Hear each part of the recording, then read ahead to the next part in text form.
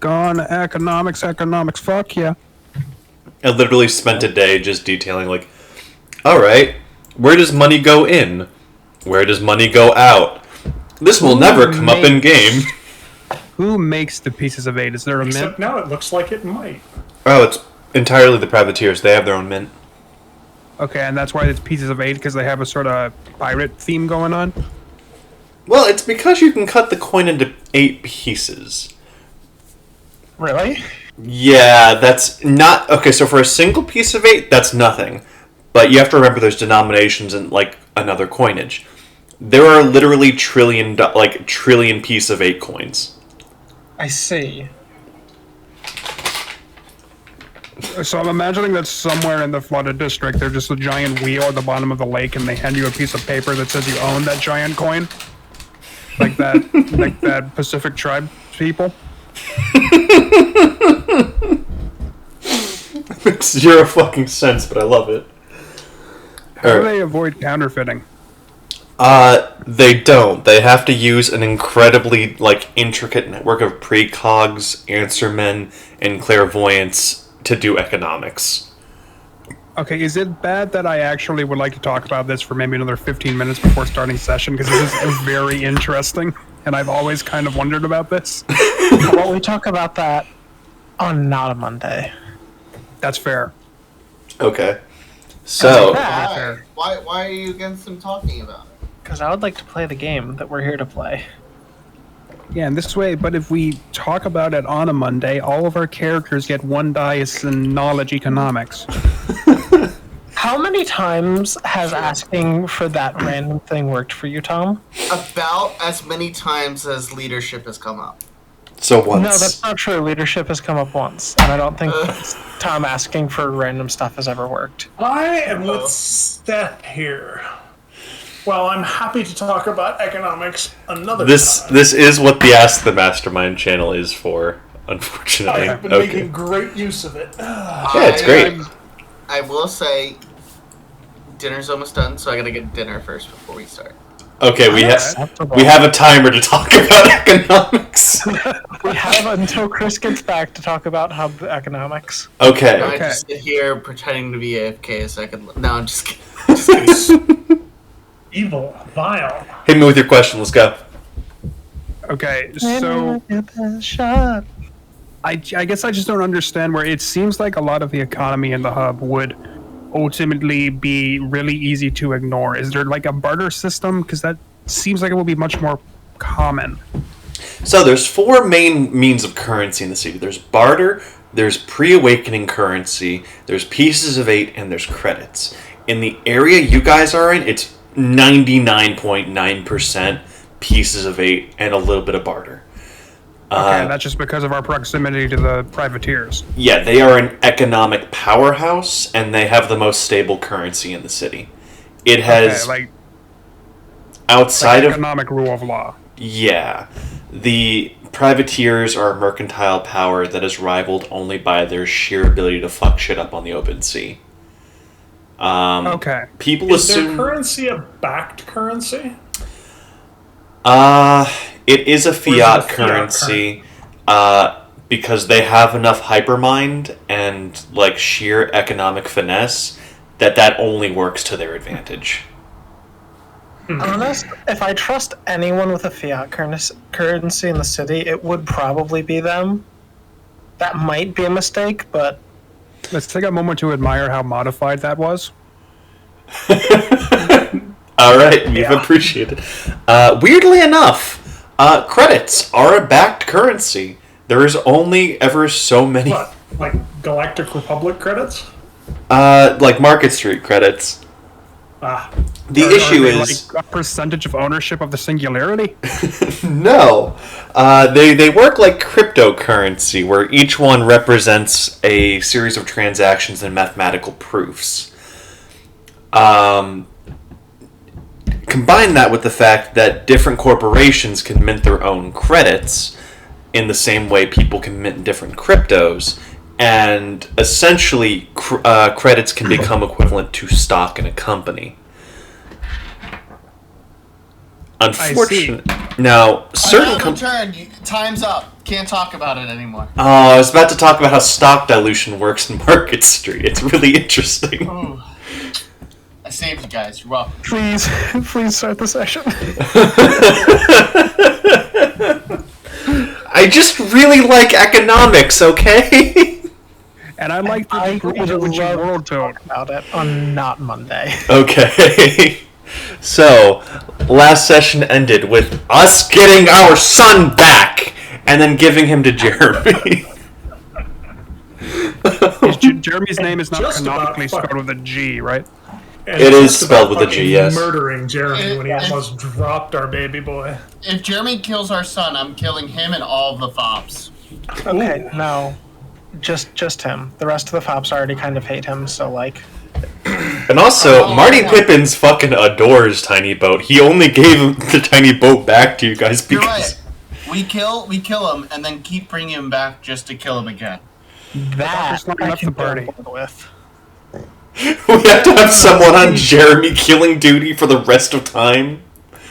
No, see, Dr. Slime doesn't Oh my work because God. then he would lose his memories, and we don't want that. We want him to remember what he did. Okay. I'm gonna make know you why immortal this is just so happening. I can He kill forgets you the- again. He forgets not the earliest memories, the farthest memories. First. If we are killing him for the rest of time, I have a powerful solution.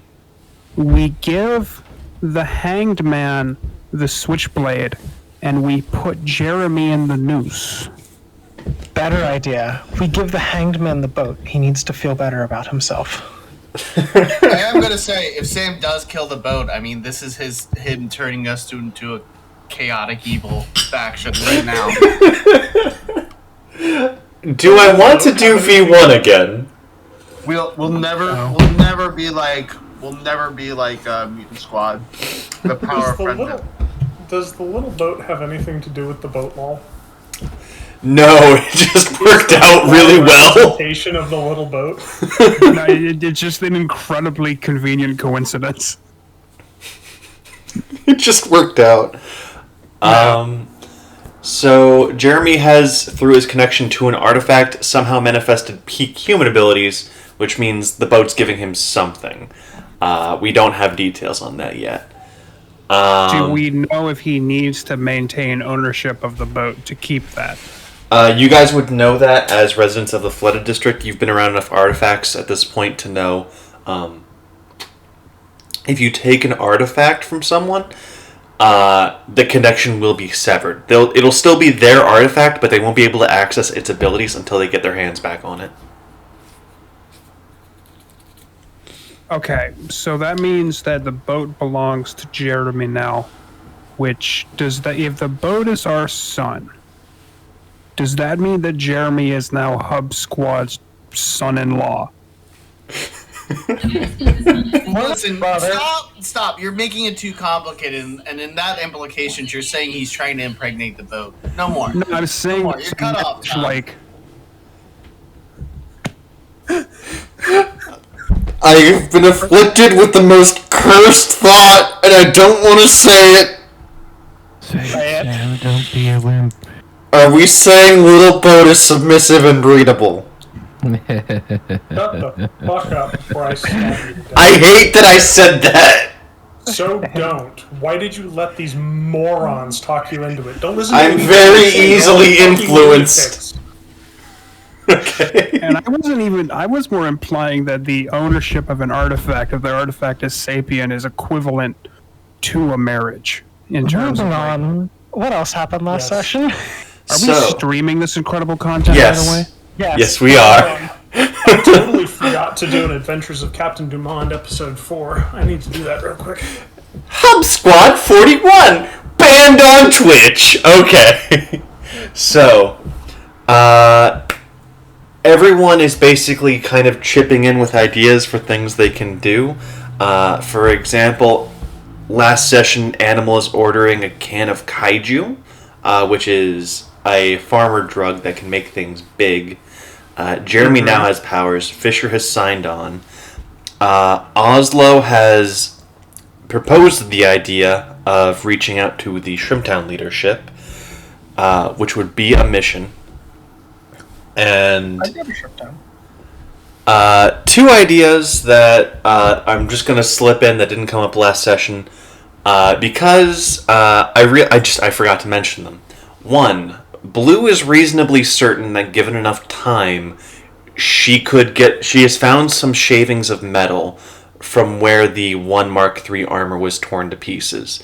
She has exactly enough to possibly recreate a suit of Mark III armor, which Teal now knows how to pilot since the last person she possessed was Himo.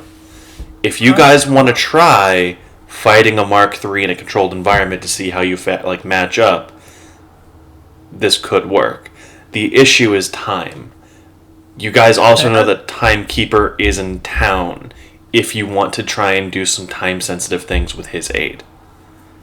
Honestly, trying to fight one seems like a waste of the armor.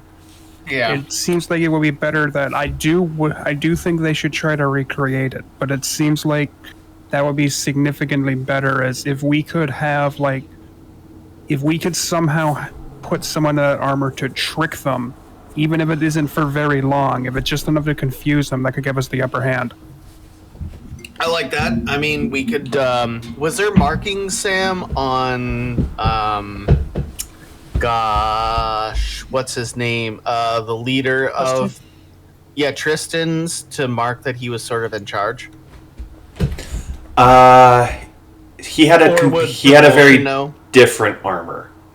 Would Propulsion know if there's like markings in leadership level? Okay, let me think about what Bob would know. What would I know? So, Bob, I'm going to give you some info, and you can interpret it how you'd like. During the raid on the neighborhood,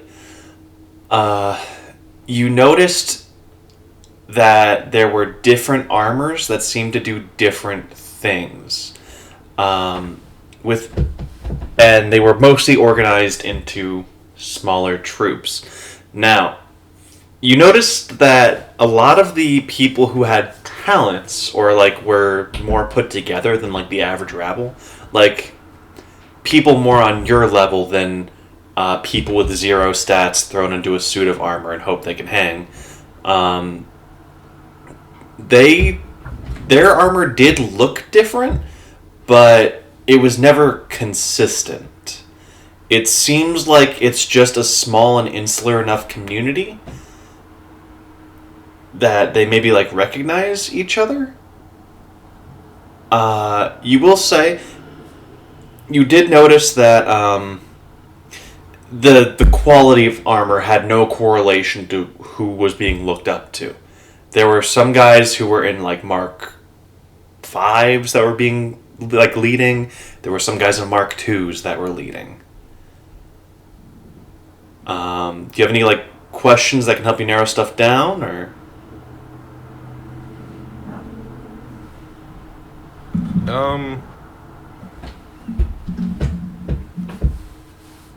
There's no significant way to tell who's the leader, aside from just who's following who's giving orders and who's taking orders. So there's nothing that would denote any hierarchy based on the visuals of the armor? Was there a radio? Who possessed Hima? Would they know? Because they're in Hima. Oh yeah, Teal does had access to Hima's memories. I don't know if they looked into them, but we could ask. Hey Teal. Teal, do you know what they marked armors that were people in charge? I guess I could try and find out. She spins a revolver, plants one halfway, plants a bullet just straight into her upper cranium. Her eyes are bleeding, she's coughing up blood, and some teeth and skull fragments. Ow! That's horrible. So, basically the leaders are the ones who get to look weird. That's what I get. Ah! Green, you just hear Green in the background go, "Oh! Again!"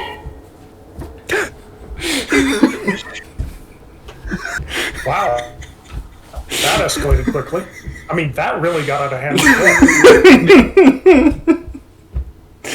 Hey, it's all in her head, you know.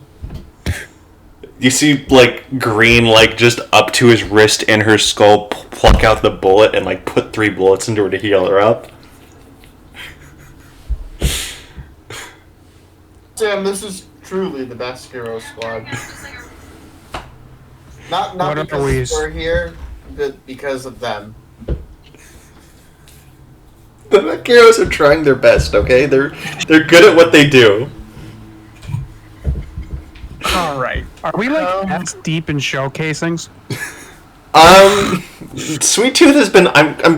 Seth. I'm guessing Sweet Tooth has been on them enough about leaving shell casings around the candy shop. Wait, I don't think it would have Disagree. mattered. Oh, really? Just eating them.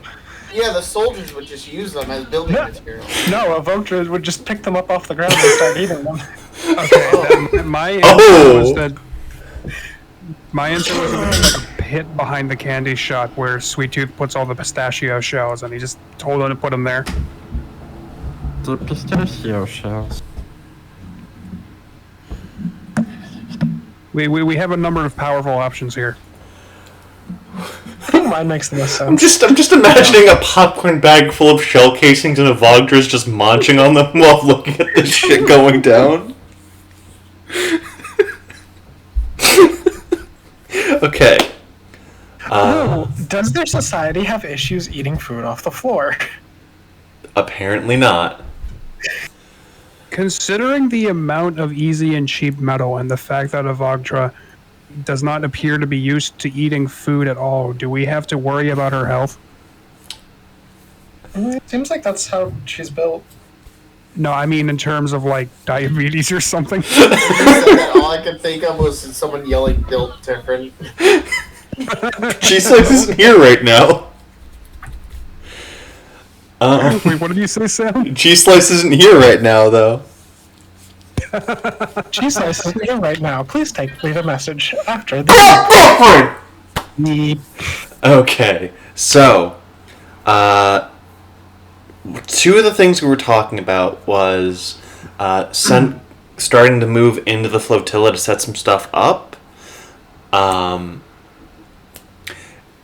You guys do have access to Glaucoma for at least one more day. If you would like to try and use him to build stuff,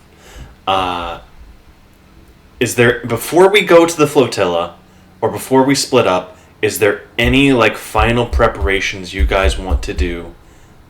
You got that I upgraded the boat and put some Boat is armaments upgraded? on the spirit. Yes, there is Spirit of the artillery on Spirit of the the Unknown. Spirit of the Unknown. I've basically treated it as I've given it 6 point defense things from like the sheet. I believe those are statted out. If not, they're in my notes somewhere. I'll throw them on your sheet. Basically, it's like a mini version of artillery from the book. Very simple. Got it. And I've also put 2 of those on your boat because that seems to be about how much it could take. Now, I'm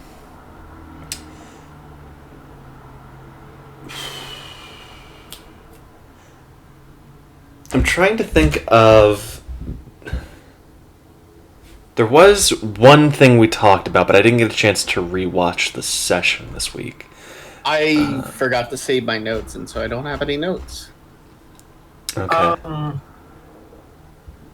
Otherwise, I would remind you. I don't remember anything Where's else Bats? outside of town. Isn't that still just Oh chilling? yeah, we're gonna go kill bats. We're not Wow. killing bats. We're psychiatrying bats. Yeah, Oh, I mean, right, that was it. Yeah. Oh yeah, actually, I want to. I gave him a magical self-help book on self-actualization and you know becoming a better you. All right. Should So, how Bats is going? Sorry, what's up? should we notify Quartz where he is? Because if I remember correctly, he's looking for him. He is still looking for him. You can see him. He is checking a bunch of areas that are nowhere near the candy shop. Maybe they're just places Bats likes to hang out. Mannequin is not helping him look, but I do want to point out Oslo is still here.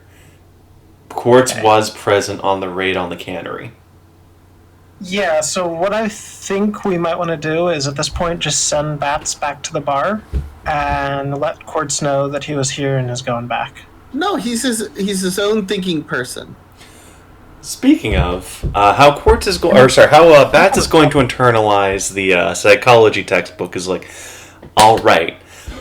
In order to help me understand self-actualization, the best way to learn is to teach, and therefore, I'm going to try and teach people how to do things. He's going to pick up Jeremy and go, "Hey, do you want to learn how to punch?" No. You know what? Let's let this happen. Let's see how this plays out. Sam, Excellent. excellent. Yes. Everything I'd hoped for and more. Jeremy goes, the little boat goes, "You can do it." He's like, "Yeah, okay." Baz is going to set Jeremy down. He's going to go over to a nearby collapsed building with a single kick sever about a 2-story tall chunk of concrete that'll land right in front of them, almost crushing Jeremy. He's horrified. He's going to go, "Okay. So what you need to remember is that the body is human body is 70% water. That means that if you get moving fast enough, you're basically just moving water. That means you're going to just splatter as soon as you hit a solid surface." Jeremy's like, "I can't move that fast." "You will. Don't worry." Okay. Don't worry about it. He's going to stop and go, "Hey, do you guys want to know this, or?" I'm just observing. Chivalry will push Avery into this class. The entire time he's snickering like a maniac. Captain Dumond will cheerfully offer to provide another teaching element if needed, but otherwise he's fine. Bob, how's propulsion doing? Is he confident? Is he like, "I don't need this. I know what I'm doing"? Yeah, he's gonna go, I can be someone you show stuff on. Excellent. That'll be lesson 2.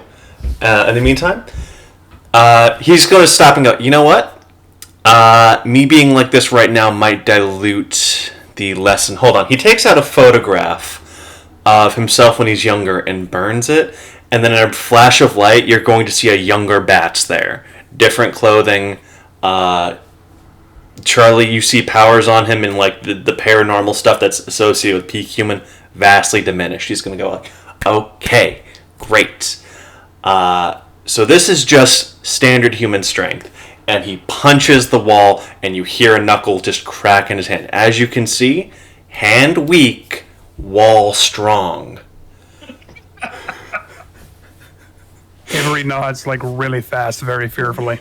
What the fuck is Bats? Now, Can I roll athletics to nod at 6 hertz? go for it. Let me let's see how this goes. Roll athletics here. Yeah. 2 9s. You manage you get into a rhythm as you feel like, as you nod the first time, it feels like your brain is shaken, but you get into a rhythm and it's like you feel some movement going through. Bats is going to point, "You are skipping ahead in the lesson, but good job."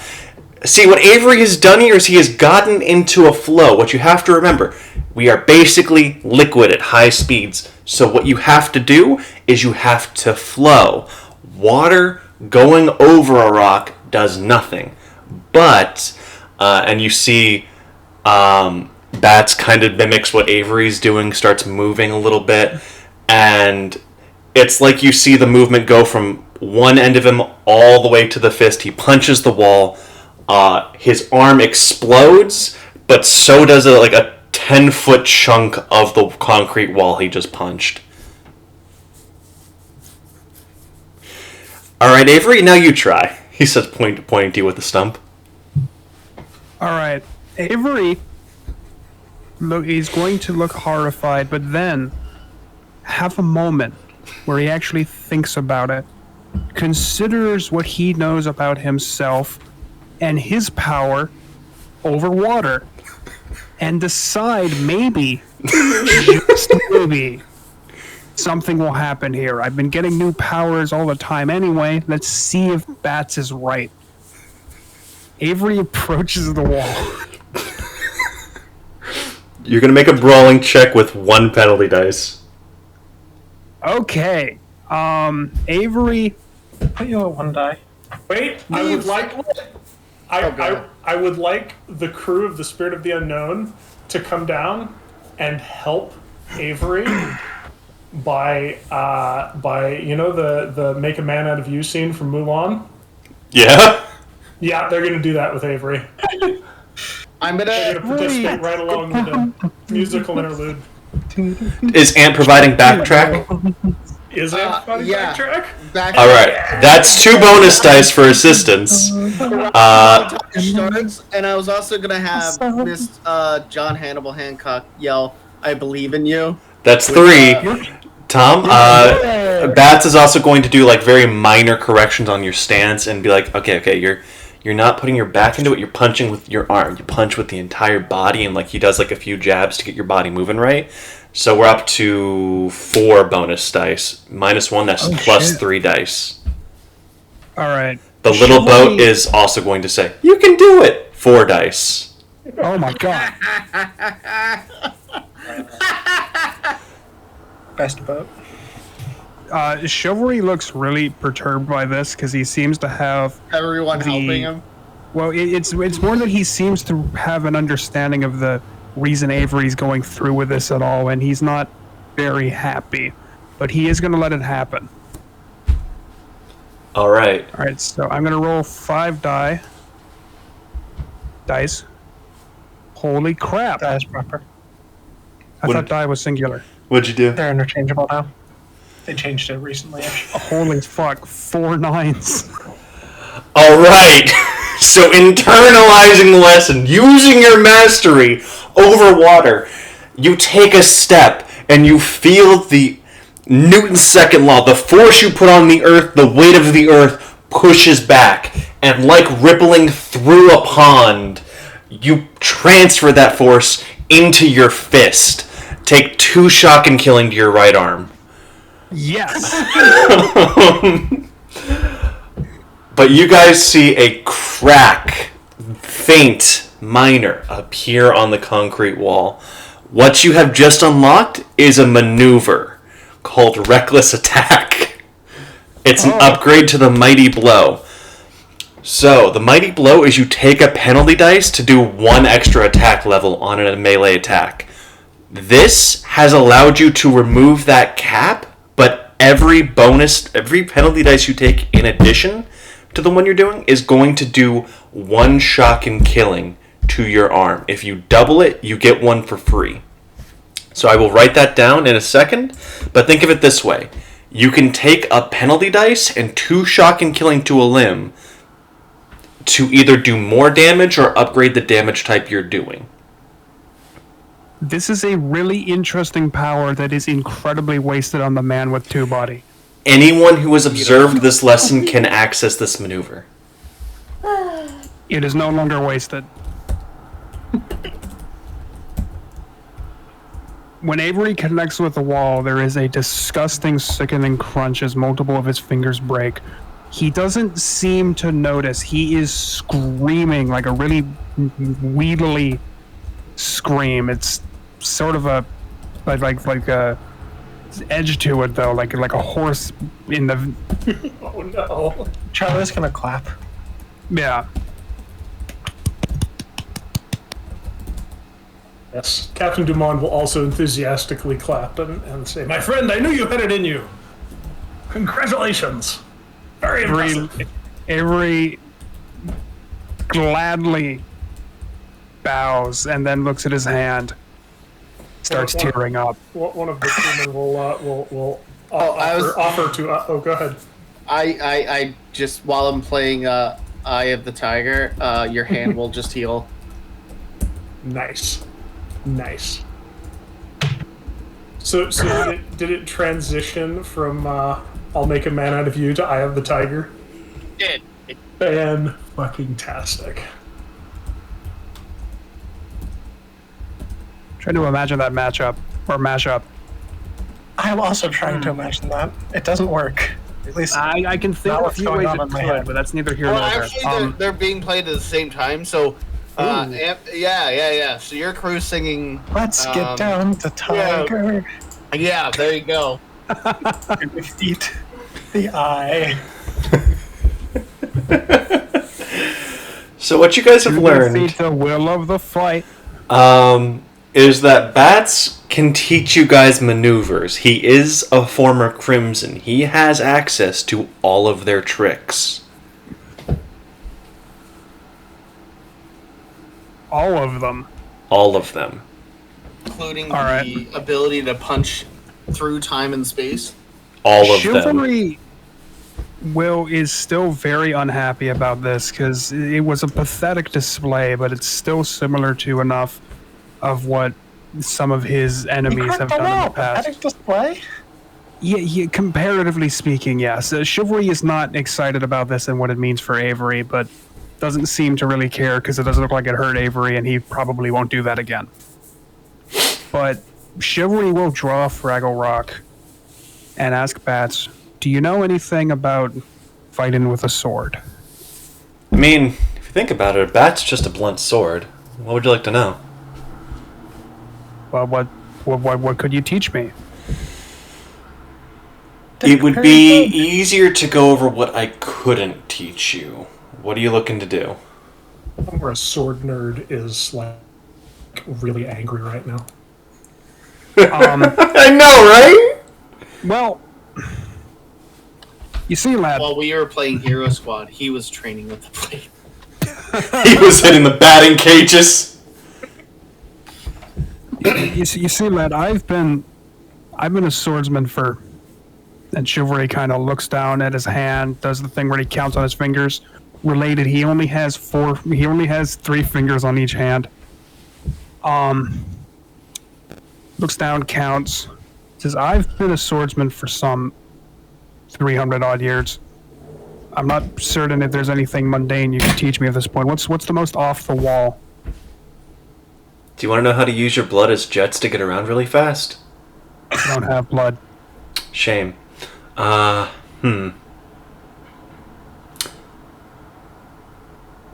Let's see. Do you want to learn how to swing hard enough to do ranged attacks? Chivalry, again, you can't see his mouth, but you can tell he's smiling like a maniac, and he also nods at 6 hertz. Alright, so what you have to remember is that air is a fluid. The pistol... Physicist is wincing. I know, right? Yeah, somewhere there's a dude who has like 3 physics degrees. He's stropping a sword, and he just has a horrible headache now. Is just incandescently angry and has no idea why. Now, it's not a liquid. It doesn't behave like a straight-up liquid, but it is a fluid in that things like buoyancy, air resistance, and propagation of force still occur. Now, the issue we have learned is that when you propel force through they use a weird old alchemy term here, but a medium that is air, it dissipates Aether. very quickly. He's going to point and say, please don't, I don't like that word. Alright, so... What's wrong with Aether?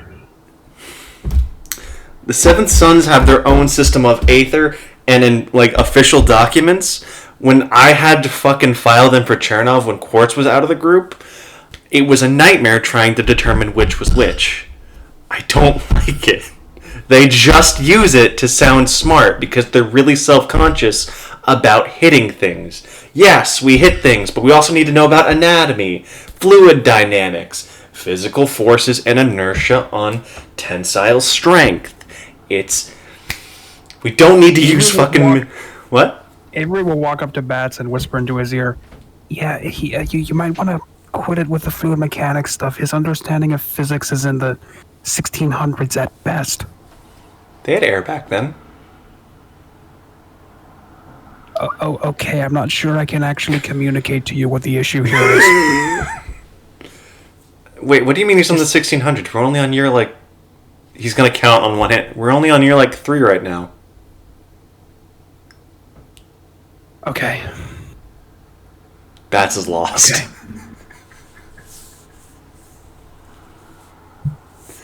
Yeah, quite simple. Avery just walks away. Bats is gonna turn to Chivalry. You're from the future? I don't understand what you're asking me. He said you're from the year 1600. It's only been like 3 since the awakening. Oh, you're from Market Street. Got it. Okay, everything makes sense now.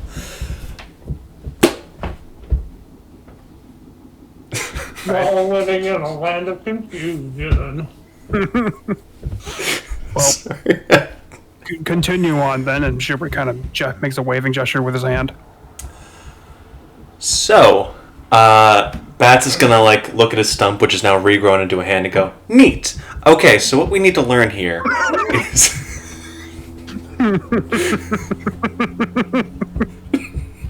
The appropriate reaction to your hand regrowing from a stump.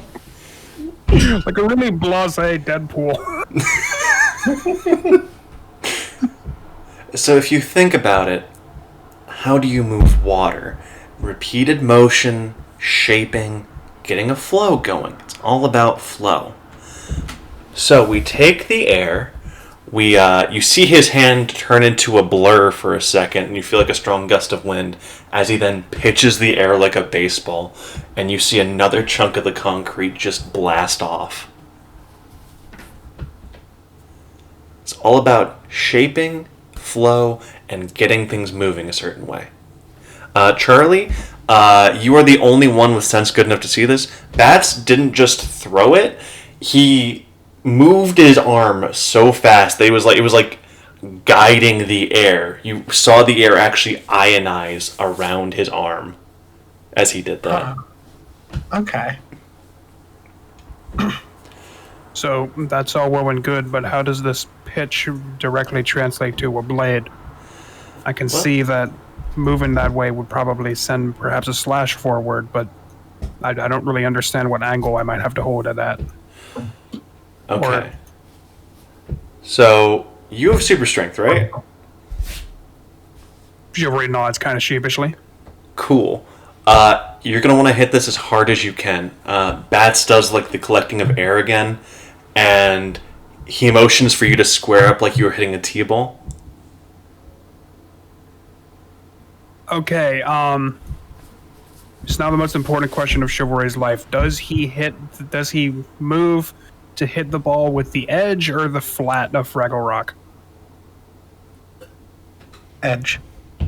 He did say All as right. hard as you can, if that makes a difference. Yeah,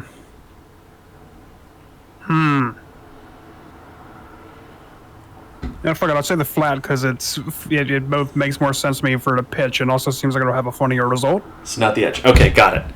That actually is important. Alright, Bats is gonna go, now, I need you to make a melee attack. Speed is all that matters here. Roll your dice. You can take a penalty dice to do fast attack, which will increase the speed by 1. Alright, well, because of all of the wiggle dice, I will do 6 9s. That just makes it. Oh shit. So as Chivalry sees this ball of just air that is basically plasma at this point, just due to moving so fast and being so agitated, the wind is rushing by you as Bats' motions create a vacuum or in like a massive difference in air pressure. You see small streaks of lightning as the static becomes unbearable. Chivalry swings with all of his might and collides with this ball of energy, hitting the flat end of the ball. A shockwave goes out and just annihilates everything within like 10 yards in front of you. He didn't destroy the shop, did he? No, he was aiming towards the concrete block. Chivalry goes flying back at like 100 miles per hour into one of the, not into the shop, but like into the muck. He buries himself 10 feet deep.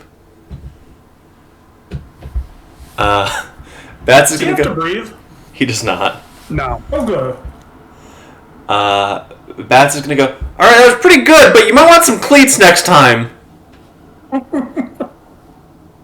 So Captain Dumont, who happened to be standing next to where he landed, will reach down, fish around, and pull him out. Oh, God. All right. All right. So important thing is, what does he shake off you? Because there has to be something attached to you. Narrative walls require this. Yeah. What's on you that Captain Dumont brushes off of you or shakes off of you, Tom? Well, that depends what's going on in the muck down there. Chivalry. See, let me just roll for this. You see a town of tiny crabs at a shell casing, claws in the air. Some like flames are burning.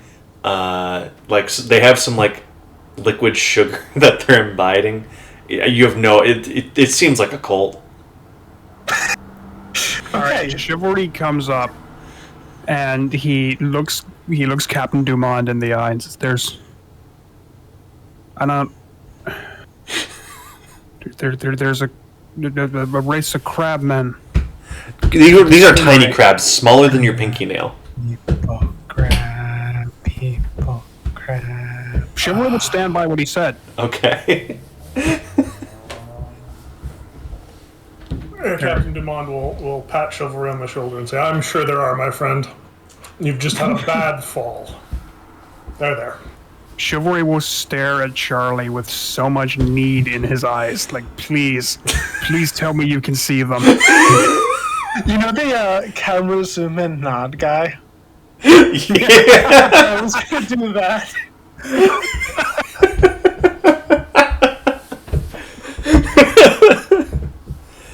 Oh wait, so they came up with him? He didn't see them while he was down there? There's a few crabs just stuck on him. They're just like, they look normal crabs to you guys though, like actual normal crabs like you'd find in like the Delaware River. Captain Dumont will pick one off of him and sort of give it a once over. And then if there's nothing particularly interesting, he'll flick it into the muck. The crab rapidly swipes a few shell casings and buries itself in the muck. Captain Dumont will arch an eyebrow with some amusement. Alright, Bads is gonna come. Okay, now you shape the air.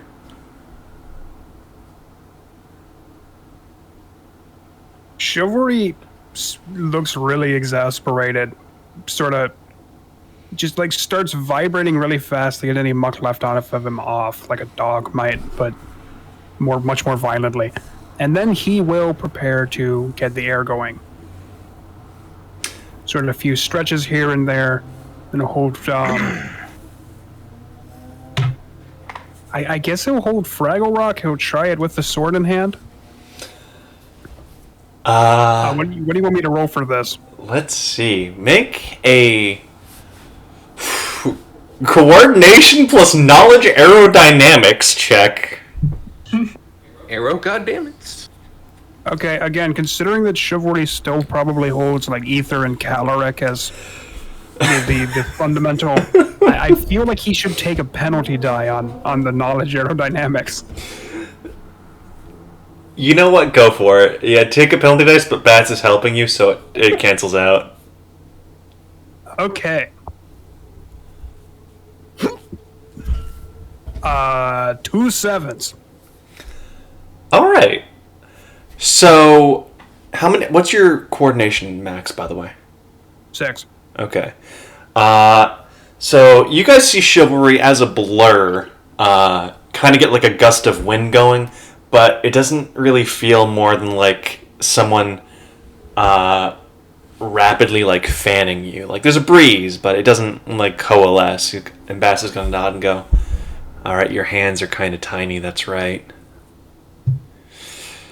Alright, this is going to actually take some time to get this going. If the air was thicker, you could do it. Bats is going to think, oh wait, he's going to put chivalry underwater. Well, he's going to be like, okay, keep doing what you're doing. He's going to pick you up chivalry up gently and place him in the water, and the water is going to coalesce into kind of one of those balls. But it only lasts for a second before it turns into an explosive bout of steam. And chivalry immediately jumps out of the water, somewhat panicky. Oh yeah, chivalry doesn't like water, does he? Yeah. Buddy, you're in the wrong district. Bats is gonna not go, okay, it looks like you can do it underwater. So that's not gonna transition too well, but we could work on it.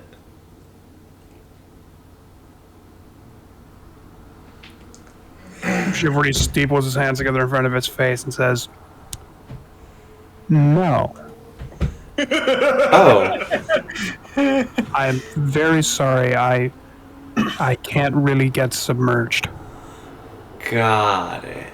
Okay. If we had a shit ton more time, there's a lot I could teach you. I could probably even teach you how to make the air, but it would take more than a week. All right. Well, I appreciate you for trying, and I'll try to apply some of what you have shown me. Right. See if I can smack something together. Specifically air with some dude you don't like. Thank you, Charlie. Seeing that this scene is over, the crew of the Spirit of the Unknown will stop doing kickboxing routines and sort of sheepishly start heading back to the ship. They've just been practicing their cool karate chop moves. Uh-huh. The whole time. Oh, Just yeah. quietly in the background. As everyone is dispersing, Bill will say to no one, "Do we know if Fisher cared about that building too?" You guys see Fisher on top of the candy shop. Already there's a pile of fish 6 feet high next to him. Nice. I think What he's kind fine. of fish are they? In general. All types. No two fish are the same. They all look alien. There's one fish that looks like it's made entirely out of glass. You could only see it through the distortion in its outline where the refraction doesn't match. There's one fish that looks like a sunfish, except it's actually there's a burning sun in the center of it. There's one fish that looks just like a normal. It just looks like a rock until it gets textured and callous. Thousands of eyes open upon it, and then it slams shut back into a rock form. Awesome. Captain Dumont will wander over to Fisher and sort of quietly engage him in conversation and see whether he'd be willing to let Captain Dumont cook up a big old fish dinner for everybody, including him. What is your exact wording when you approach Fisher? Didn't we just have barbecue? So, Okay. While you're thinking of this? Okay. Yeah, go ahead. No, I can. Okay, so while you're thinking of this, I just have to ask, is there one fish that's actually just like 5 fish stuck together? One of them... No. So one of them is like normal. There's a pair of them that are identical. One of them's red and one of them's blue. Fisher would have to make the mother of all rolls to get that legendary fish, so no. So what he's caught up is it 5 fish stuck together from a natural process, or is it like some kind of weird fish rat king? No, that's how they are. That's There's an how eel they king. They evolved to be 1 fish, 2 fish, red fish, blue fish. Yeah. So Derek, what's Captain Dumont's open? Captain Dumont will wander over towards the fisherman, plop down. Is his name just Fisher? It's just Fisher. He'll Suppose we never got wander it from over to Fisher, plop down next to him, and say, my friend, it seems like you've had quite a good haul. He's just gonna nod like barely nod once and then cast his line again. If I might inquire, do you have any plans for this haul of fish? Because we've got plenty of hungry mouths over there and a whole cook site set up. We'd be happy to fry them up and invite you to join. He's just gonna slowly turn to look at you. Captain Dumont will just smile and wait. They're yours to do with as you please. He casts the line back, casts it out. Why, thank you, my friend. Your generosity will not go unremembered. And Captain Dumont will pick up the whole pile of fish in one The second you go to speak again, Fisher just gets up and steps off the warehouse. Captain Dumont will finish the line, looking out over the edge of the warehouse, and then pick up the pile of fish and head back towards the candy shop. Captain Dumont, nothing phases that guy. Nope.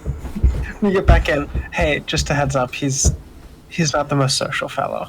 He actually might be the least social fellow. I hadn't noticed. This is with complete sincerity. Thank you for letting me know. I will keep that in mind in the future. Still a very generous fellow. I'll have to come up with something to say thank you. I would like you guys to notice a plot point that was brought up months ago, and I want to just make sure you guys are aware of it. It is canonical that Fisher is one of the most social Shrimptown residents that have ever been. I am well familiar with that. You're on that, yeah. That is a critical piece of information. Captain Dumont is going to get fucking lynched if he ever goes to Speaking of, do we want to go to Shrimptown? Yes. I kind of want to go to Shrimptown. I get the Shrimp King.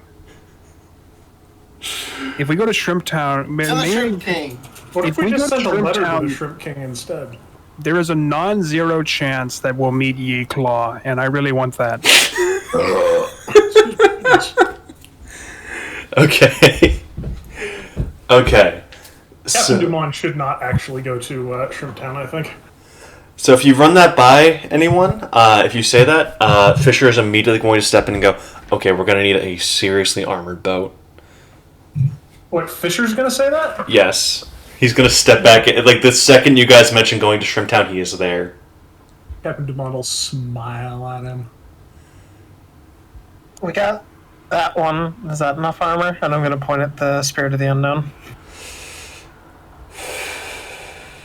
Maybe, but it's going to be hard to see through the fog from up high. Captain Dumont will snap his It's fingers possible. and Not whistle saying. up to the boat, and a big old fucking spotlight will come on. Alright. I don't think that'll help or be a good idea.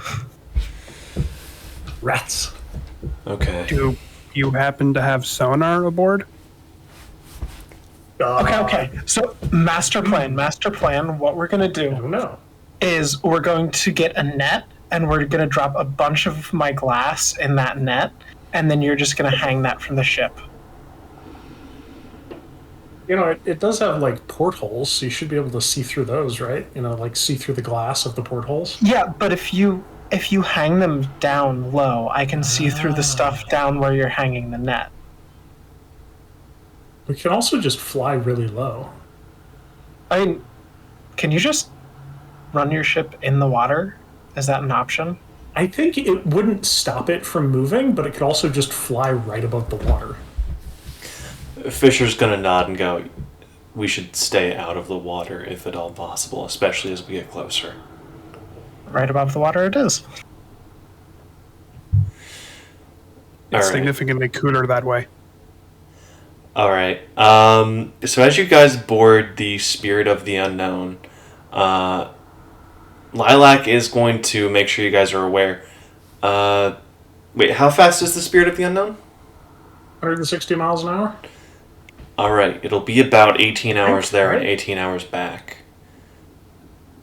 We cool spending a day and a half on this? 160 miles an hour. Do you think we have time for that? You seem to have an idea when the raid's going to be. He's gonna shrug and go, I don't have like an exact time, no. Why Why are we going to Shrimptown anyway? For the Shrimp King.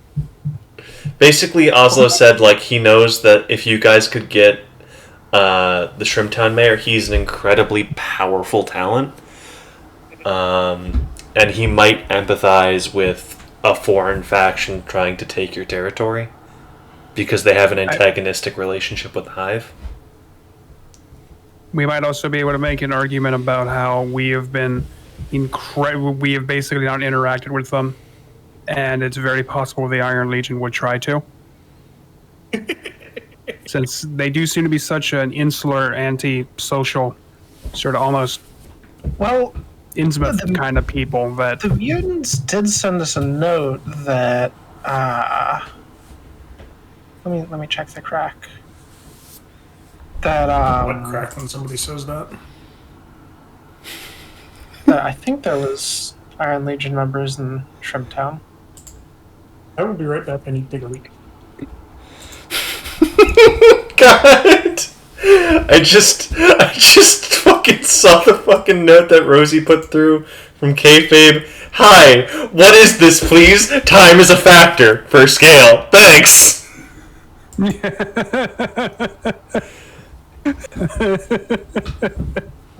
By the way, that is the Leviathan armor, right? Yep. Mutant Squad had a really bad time in Shrimptown. That's part of why I want to go there, because it seems fucked up, and also a lot of cool shit happens there. Alright. So, are there any last-minute preparations you make before you guys disembark on your trip to Shrimptown? If we have Blue and Teal try to recreate a set of Mark III armor, could we have Glaucoma help them with that? He would be able to do that, yeah. Basically, Blue is not going to get it perfect, so having an engineer be able to kind of patch up the differences would help out immensely. It would speed it up a great deal. If you guys could get Timekeeper on your side, he would also make a lot of time-sensitive tasks essentially trivial. Okay. Of the two, do we think we should go to Shrimptown first or talk to Timekeeper first? Since Timekeeper seems like he would be able to expedite basically everything we're trying to do in preparation.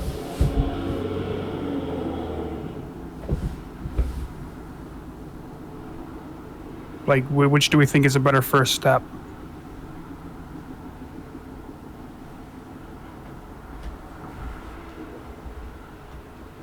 Sorry, could you repeat that? I was reading Jay's message in the crack. Okay. Should we go to Shrimptown first or find and talk to Timekeeper first, since if we can get Timekeeper on our side, he can expedite everything we're trying to do?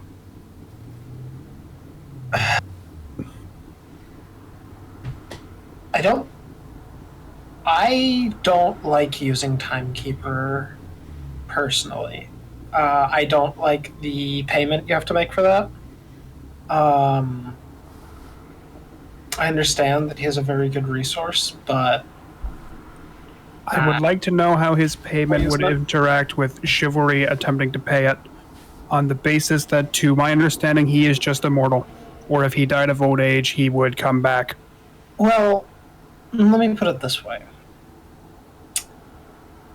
If given the option, Alabaster wouldn't touch it with a 10-foot pole. But Alabaster's like the world's oldest man-child. You guys did canonically get confirmation that Alabaster would never touch the timepiece. Yes.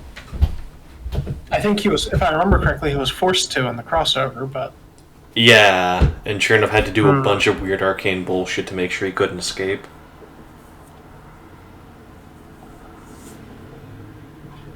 Alright. Yeah, let's just go to Shrimptown then. That seems like it's a safer bet. My only concern going to Shrimptown is I feel like if we do, the raid's going to start while we're on our way there. Or how long do we... Okay, it's an 18-hour trip. Each way. 18 hours there, 18 hours back. Yeah. I thought the raid was still like a week out. It could be up to a week out, or maybe up to 2. Maybe up to 2 weeks, but You guys, for sure, have at least one day, I believe. Based on the record you guys saw, they would not be able to mobilize today. Is it within Timekeeper's capability to just, with whatever he does in relation to time, just give us an exact timing?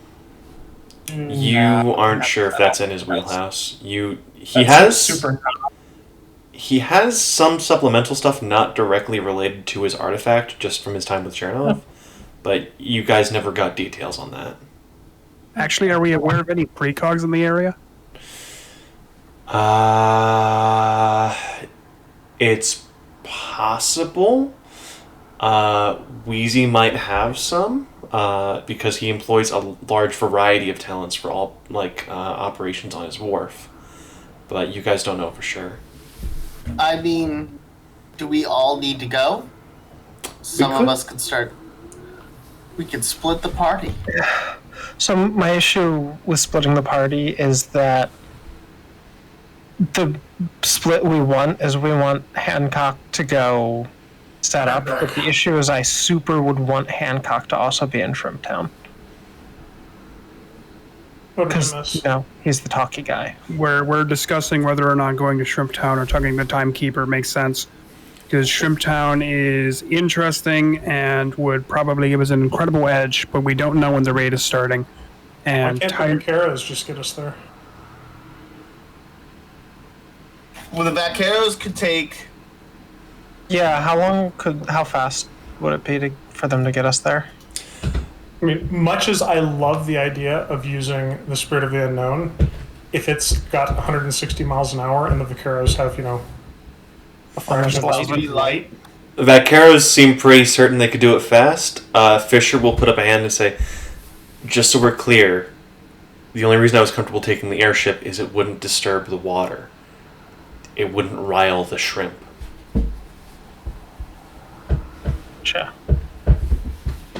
The shrimp are manageable as long as you don't draw attention. If a brood leviathan finds us, sorry, not leviathan, brood tyrant finds us, we don't win that fight.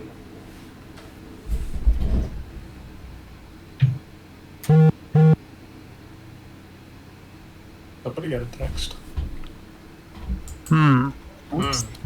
So, I guess our options are either go to Timekeeper and see, if any of us are able to pay that cost, or first maybe go to the wharf and ask Wheezy about precogs. We could split the party and have parties assigned to each task. Yeah. Okay. Option 3, how close are we to figuring out what the cog does? And what Mr. President had to do was he had to armament Captain Dumont's ship, mainly. So if Captain Dumont and Mr. President go on the Spirit of the Unknown to Shrimptown with Fisher, then we can make our way back. If we're late to the fight, it's fine. We'll make it there. How many days do we have until earliest the fight starts? Earliest is late tomorrow. Would be the earliest time it could start. Okay, so whoever went on the Spirit of the Unknown could probably make it to the fight, but would have to go directly there. If you go straight to the flotilla, it's gonna be an extra day because it's a farther trip than going back to the hub. Just curious, would Charlie be in range from Shrimptown? Of the flotilla? Barely? Because really? Okay. You would, when I say barely, I mean you would get most of it, but the outer edges might be a problem. Okay. Might be, I'm not certain. Also, dig through the hold of the Spirit of the Unknown and find some fuel enhancer, by which I mean we feed high-proof alcohol to Sam McGee. Ooh, you guys do have bats in his alcohol tumbler. Well, I mean we could stack a couple of extra dice onto the speed of the Spirit of the Unknown. That could work. Yeah, but Bats has the alcohol thing, so maybe he could give us more than a few dice. Yes, but I'm implying that I would use His actual power. knickknacks and curiosities. Yeah. Oh, okay. Yeah. Because just giving Sam McGee alcohol, while probably appreciated, isn't going to do anything. Yeah. I don't actually know enough about, I guess, airships and alcohol. What is the spontaneous ignition temperature of alcohol? It depends I on the don't growth know. and type. Does it matter? Okay, so let's start typing up. Are we splitting the party? It's starting to seem like Yes. it makes some sense. We should do Fisher, John Hannibal Hancock, Captain Dumont, go to Shrimp Town. And Charlie, Why would Charlie go? because he's in range at Shrimp Town. Do we want to go first? we don't. That is probably a very good call. Because I can either stick an extra die or 2 extra dice onto this. This works, right, Sam? What I'm thinking of here. Technically, I don't think it should augment capacities, but in this specific trying to do on instance, this? I think it make. So he has wealth dice from knickknacks and Okay. curios. Which is weird. So he could augment essentially his Like power. fuel. Now the issue is wealth So dice. what he's actually going to buy is he's going to buy a booster for it. So he just gets 1 booster for the session.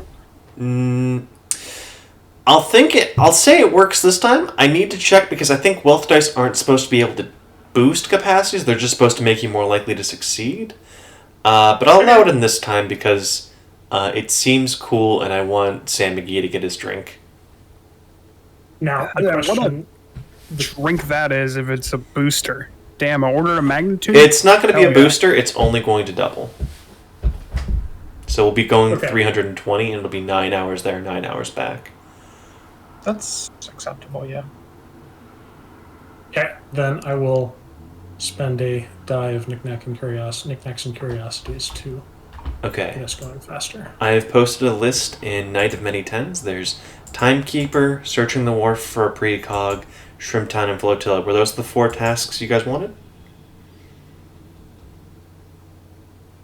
Yeah, that seems reasonable. Yes. Oh, I guess we also want Teal, Blue, and Glaucoma to work on the Mark III armor. Yeah. This is just for So this so is they just for can splitting up sneak the in. party. Yeah, so that we can have access to an armor for sneaking in, but I guess we should tell them to make it look weird so it looks like a leadership armor. Mr. I'm President gonna can put it on. I'm And gonna ask Oslo if he wants to go to Shrimp Town with us. They seem to have a good relationship with them. They'll Yeah. think it over and say if you guys think it's a good idea. what does You that see- mean? What does that mean? Sorry. Do you think that's a bad idea? I don't know what kind of idea it is, to be honest. I'd love to have you if you'd be willing to come. All right. So I'll put Oslo on Shrimp Town.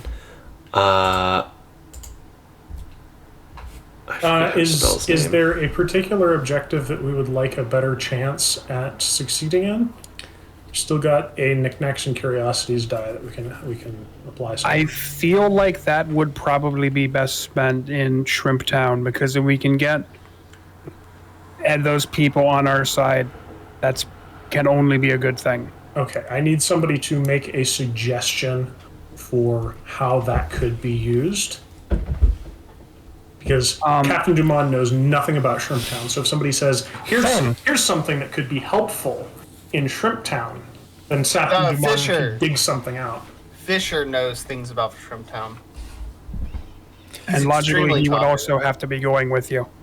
All right, I'll put Fisher on Shrimp Town. He's gonna think about it for a second and go, "We're very difficult people to bribe.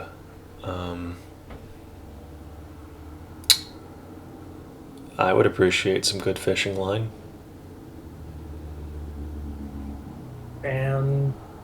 Fantastic. I'd like to find a wealth die, a wealth wiggle die worth of.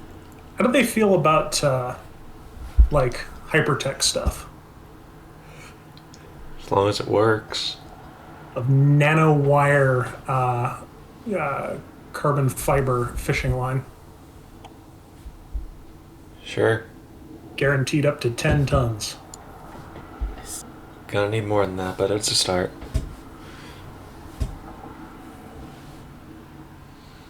Okay. So, who's going on what job? Like, let's start with the timekeeper. Who's going to timekeeper? I would say Avery and Chivalry should go to Timekeeper because I don't know how that interacts with Chivalry, but he seems to be the most immortal of anyone in the party. Okay. That's Avery and Chivalry. Anyone else going for Timekeeper? I'll send Sweet Tooth there. Sweet Tooth knows him. Okay. And he'll bring some of the arthritis candy.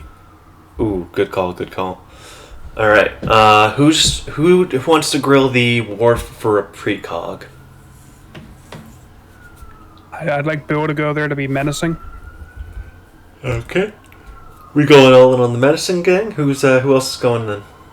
If we're going all in on the medicine gang, Amp will go. Propulsion will also go. Okay.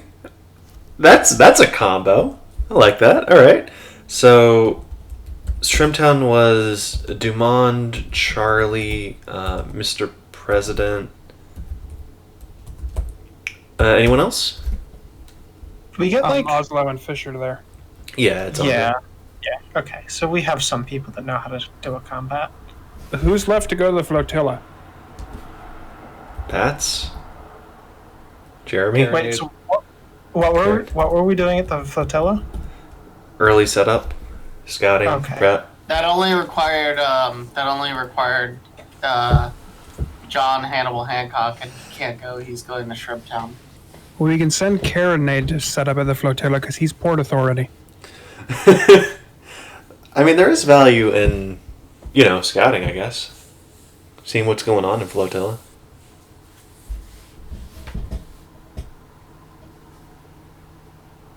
Not that Charlie can't, it's just talking to people has a certain value.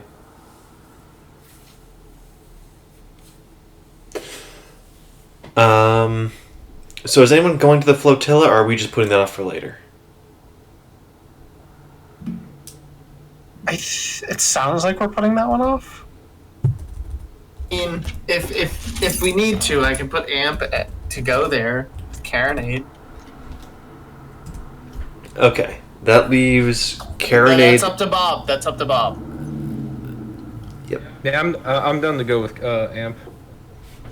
Back to the flotilla. Okay, I will take Amp off of Wharf. Wait, how are we getting there? Back arrows. Oh. There's no penalty for taking the back arrows to the flotilla. The transitional power of dance. Hey, I was gonna send a message through the crack. Does anyone want to inspect the message, or am I just good to send whatever? The crack. It's a breach of time and space that talks to the other team. I'm sorry, I didn't quite hear that. We should explain that in character. Oh, wait, what?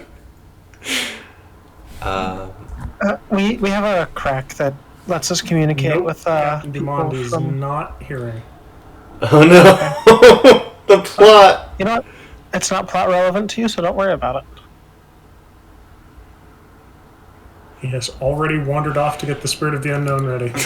Okay, did these teams look good to you guys? We got Avery, Chivalry, Sweet Tooth on Timekeeper.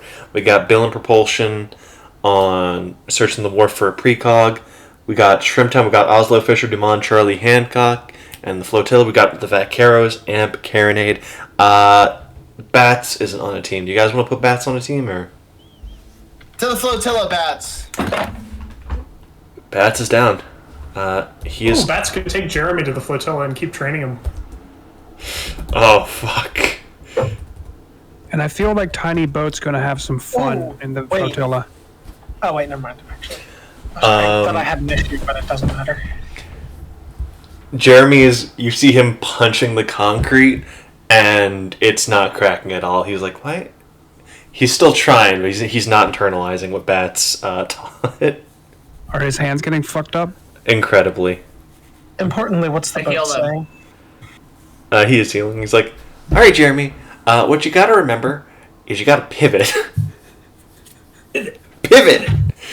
Wait, is that Bats or Boat? What? Is that Bats or Boat talking to Jared? Because The if Boat has boat. also Boat has internalized what Bats taught him. Yeah. Oh shit!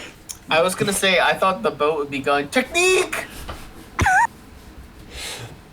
You guys are gonna notice a very interesting interaction. The boat's gonna be like, do you want me to show you how to do it? And Jeremy's gonna freeze at that. Do it. Say yes, Jeremy. Say yes, Jeremy. Yes? Yeah. And you see like it's like a gust of wind is blowing on him, like his hair is swept back for a second. You see him like settle for a second. And you hear like it's his voice and the tiny boat's voice in a second go, alright. And then just punch the concrete. You see cracks appear on his skin, blood spurting, but a chunk of the concrete is blasted out. And you see Jeremy like go back to normal for a second, and he's like that, Jeremy. Wait, Tiny Boat can fucking possess people? No, it's just Jeremy. It's just Jeremy. So if Charlie looks at his powers, he can see that it is explicitly a function of their connection. Gotcha. Chivalry will look up at Avery with an incredible amount of curiosity in his googly eyes. I was just thinking that. It's like, what happens to Avery if Avery holds it?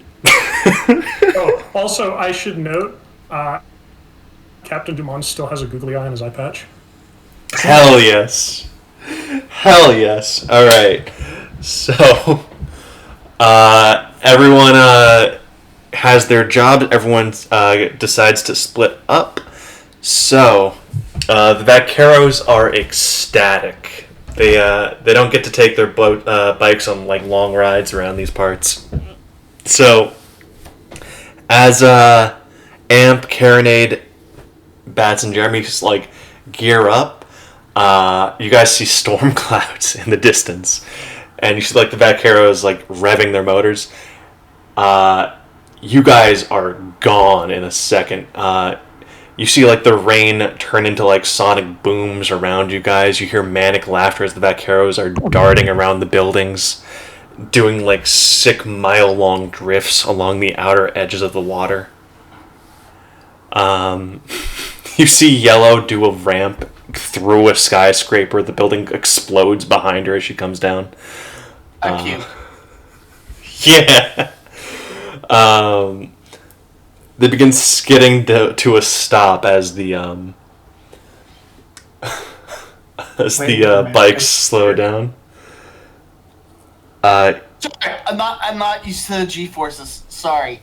Oh yeah, we should have warned you. Don't put your arms and legs outside of the jet stream. They will get torn off. Should have told you that beforehand. All right, we're in the flotilla. This is some that fucking rules. That's like motorcycle wild hunt. Most of the Vaqueros' points is just in going fast. They know what they're about. Respectable. So, flashback to an hour earlier when the gang was splitting up. As Fisher, Dumont, Charlie, Hancock, and Oslo board the Spirit of the Unknown and set out, their start of the journey is pretty uneventful. You guys just have a pretty, honestly, tranquil view of the flooded district. And it... Well, actually, Mr. President, John Hannibal would just be really hard at work trying to get everything built. One of Dumont's crewmen are like, hey, do you want to build an airship? We could use some fighters. Or an airstrip? We could use some fighters. I don't have airships ready yet, Sam. Like on the sheet, or you don't have time to build them? No. As in on the sheet, it was one of the things we explicitly said had to be researched, and it hasn't been researched yet.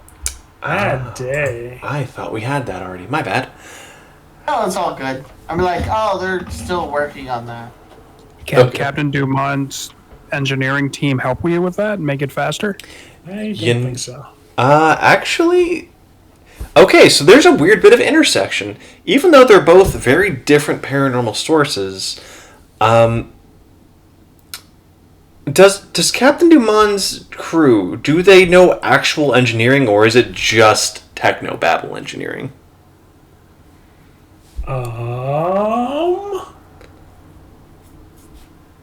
Sure, they know actual engineering as relevant to the circumstances.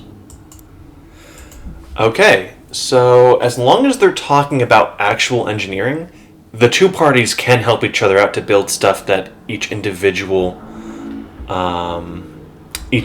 power cannot do on their own. Also, is there any reason that the Army men researcher guys couldn't just use the science lab? Well, it's part of a power, and that usually requires the target to have willpower in order to use it. The Army men do not have willpower, as they are a byproduct of another power. So, maybe not? We'd have to think it over about how it works exactly. Wait, no, the officer has willpower. The officer can use the research lab, then. Okay. He would just need to be on board and guide the men. However, remember, if a site doesn't have an officer, all of its progress is going to take a massive debuff because they don't have good leadership. Yeah, the officer's been at the candy shop. He's built it up pretty damn well. It's one of the most fortified locations in the hub right now. So I think he said the COG research is done tomorrow. So by the time we get back, it should be done, and then I can start the airship stuff. Nice. So as we're starting to set off, Captain Dumont will say, I'll be right back, and head down into the hold and come back up with a grungy, scungy-looking corked bottle with all sorts of faded writing on it and a big XXX on it, and say, I'll be right back, gentlemen, and head down, and you hear, oh, for me? You shouldn't have... in this horrible French accent, and then glug, glug, glug, glug, glug, and a horrible jolt as the thing speeds up by double. Sick. The crew all fasten themselves as if this just happened before, and they're like, alright, that's gonna... You hear one of the engineers go, okay, this is gonna burn out the fucking engine like nothing else. Now, what was that liquor distilled from, Derek? Mummies. I don't know. Mummies. Yes. How Victorian. You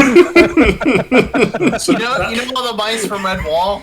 That's what it was used for. Oh no! Oh god! No, Matthias, no. absolutely not. Oh no! I'm more on board with the mummies than the, Mummies? Oh, that sounds more in line with you. You took, So like, as a we, mummy and distilled it down. As we ascend on the spirit of Victorian colonialism, And then the fucking bottle of am that is ale. so you guys see through the airship windows a view of the flooded district you guys don't get to see very often. Just miles and miles of just water and the scraps of the civilization that were drowned out beforehand.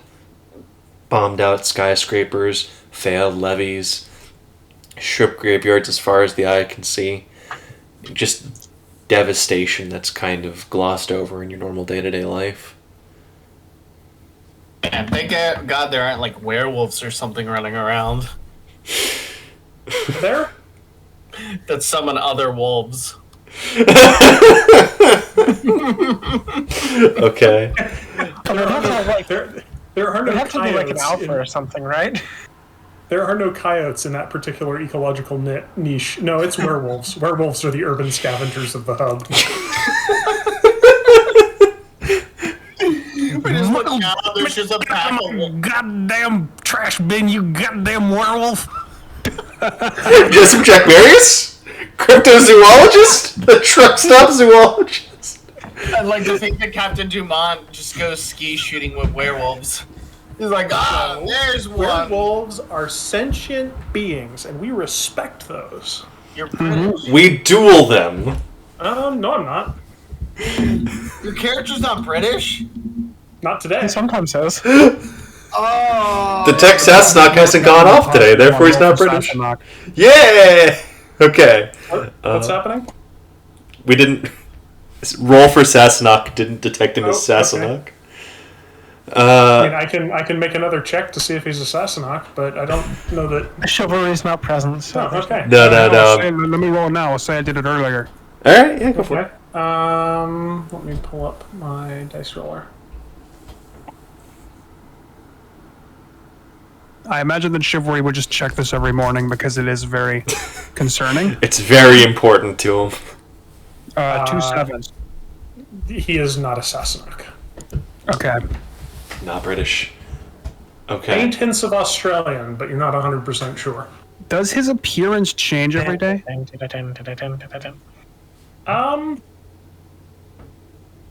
No, but it does change relative to the scene.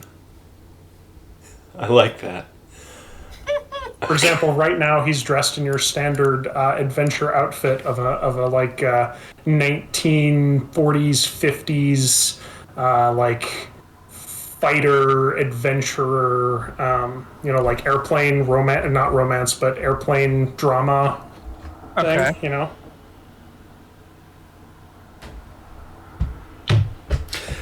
Okay. So as you guys go on, Fisher's going to run you guys through a few tenets of Shrimptown hospitality. He's just the do's and don'ts. Do keep your mind about you. Shrimptown is dangerous even for the residents. There is always something looking to kill you. Don't make excessive noise. In fact, keep words to a bare minimum. There's an effect called the iconoclast that has taken over Shrimptown recently. Words are poison to your soul, so stay taciturn. You don't have to be silent, but watch every syllable. What? You're gonna kill Chris, not Mr. President. Chris. You're just gonna kill me! Welcome to bad English, Chris. Is this why Sam built this area just to fuck me! Oh, God! Is this why corrosion can't use proper nouns sometimes? Yeah. They wanted to, so it was a very touching scene where Corrosion was at their limit for the iconoclast, but there was a scared child in front of them. And Corrosion's like, there is no earth where I do not comfort this scared child, and they'd fucking destroyed their ability to speak for it. It's coming back, but... Respectable. Yeah, it was a really good moment. Captain Dumont is itching to take on the adventure that throwing down the vile iconoclast would be. While we're speaking of anomalies, stay out of the bone forest. It will consume the things you don't even remember forgetting, and you'll be lesser for it. A person is nothing but a composite of every experience that is collected upon them, whether they remember them or not, and the bone forest will rob you of that self. Aren't these just Urban Decay talents? Urban Decay picked them up last time he was in Shrimptown. The effects linger. And I don't know... destroy the bone forest? Through concerted and continuous extreme effort. Every pillar must be chopped. Every memory must be reallocated. That which is lost must be found again. What if we just bombed it for a couple of years? Then horrors beyond mankind's comprehension would be unleashed. What if we bombed them for a couple of years? Questions for wiser mind than mine. And finally, do show hospitality. Hospitality is king in Shrimptown. They will give respect only if it is given. Was that a proper greeting, like a bow or hand sign or something? Or... Show you don't have weapons, or if you do have weapons, cast them down.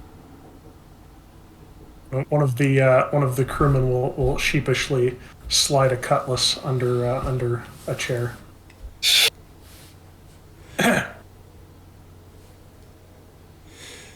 Fish is just gonna nod and go, that's about all I can think of. I'm gonna go fish. And he casts a line off the side of the airboat going on 320 miles an hour. Didn't he say not to disturb the water? You notice that when his bobble hits the water, it doesn't even leave a ripple. That's a damn fine fishing rod. You heard the man. You gave it to him. The crew will stow the Spirit of the Unknown's guns so they're not obvious. Okay. So, with that, let's go to Timekeeper, because we can probably resolve this one pretty quickly. So, Avery, Chivalry, and Sweet Tooth are making their way towards the bombed-out hovel where Timekeeper had been making his residence. Locked up and seemingly abandoned as always. You work your way down through the inky maze of like distorted hallways and messed up tables and geometry that make up his home. And you get to the rotting room where he has been living. He stops. I'm gonna check and make sure he's not wearing like his headphones and completely unaware again, is he? He is asleep currently. He's on the giant pile of sheets and like pillows that he tends to live on. In like that kind of like weird, stiff, joint locked position he kind of finds himself in a lot.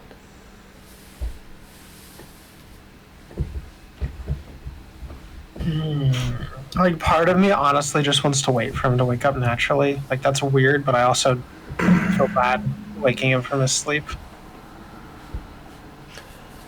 If you guys want to make a perception check. Sure, All I right. can't do these. Perception is Sense plus perception. okay. I have 2 dice on this character. You forgot. Avery has 4 sense and 1 perception. Yes. Avery gets 2 sense. I was gonna assist you, but never mind. All right. You notice a bell on a nearby table. It looks kind of out of place. How so? Is it just like unusually new compared to the wreck of the room? It's clean. It appears as if like the moldy books and assorted plates and dishes have been cleared off explicitly to leave this very clean-looking bell upon a saucer. It's kind of golden sheen is at a deep contrast to like the blues and dark blacks of like the inky tar surrounding the rest of the room. Without saying anything, Avery will gesture at the bell. Sweet Tooth will nod. I guess it'll probably be fine, and I'll ring the bell quietly. So the ringing of the bell echoes as if it's a massive church bell. The sound not coming from the bell itself, but from like the space behind the walls around you. The second it starts making loud noise, I'm gonna like put it down and like recoil away. Like, oh no, I didn't mean to make it that loud. The walls unfold around you guys as you find yourselves in an infinite void. The exit you came in is gone. There's just the floor, piles of moldy books and furniture as far as the eye can see, seeming to tesseract and mold into strange shapes as it goes on. What I expected to happen. Timekeeper wakes up and goes, "Oh, sorry, I should have left a note on that." What's it do? Lets you access the space behind spaces. I don't know what that is. It's one of Chernov's artifacts. It's one of the ones he made. Is it a problem that I just used it? Don't know.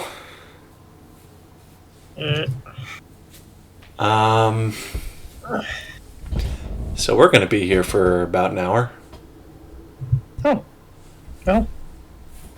I brought some of the arthritis candy for you. I'm gonna, hand it to him.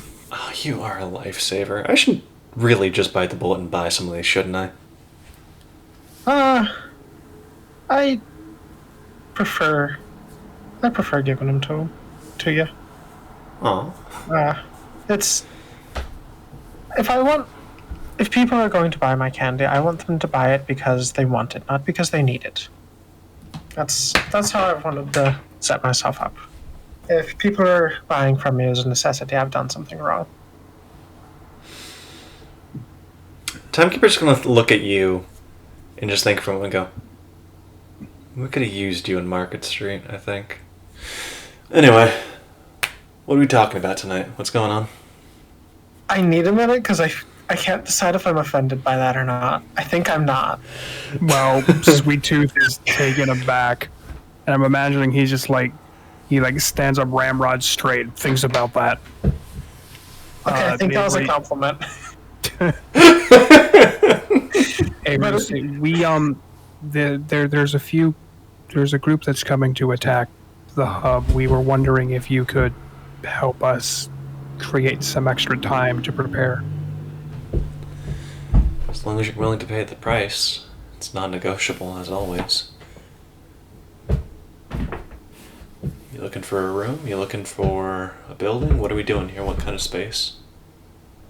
Before that, I'd like to ask, I know that Alabaster doesn't much care for this power you have, and he is very what I'll call profoundly immortal to my understanding, but an Avery will gesture to chivalry. My friend here also is in a different way. How would the cost affect him?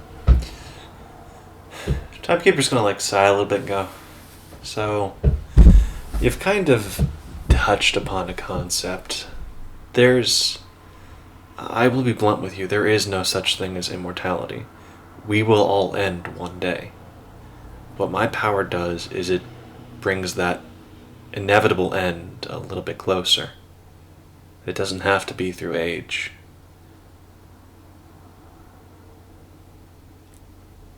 Avery gets a little paler than usual hearing that. If you use my power, the time of your demise will be inexorably closer to now. This is why I've taken a hard stance of not using the power. That was directed at Avery, if that wasn't clear. Chivalry will nod sagely at what's been said here. And he'll ask and say, I'm not really immortal under my own power. Does that change anything here? The part of my power that makes it difficult to work with is one day you will meet your end in a permanent fashion. That's inevitable. It will happen. That if you use my power, that day will be closer. That's all there is to it. Does the time have to come from a sapient individual? It has to be a choice. You have to choose to feed the clock. To punch the clock, sorry. I'm actually curious, was that an in-character slip or an out-of-character slip? Out of character, but it works in character, so let's keep it in character. Okay. All right. Sick. Accidental lore. More.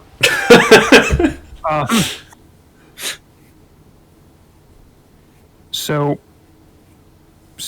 Sweet Tooth, what kind of space would we need if we were to do this? I'm going to be frank with you. I don't actually know what preparation we're trying to do with the time that we're earning.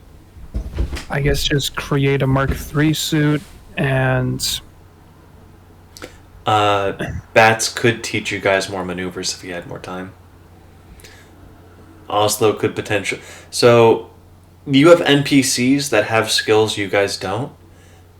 In altered time, they could teach you those skills, and you would, say, get dice or maneuvers without needing to spend experience points. I would like Charlie to be able to learn from Oslo.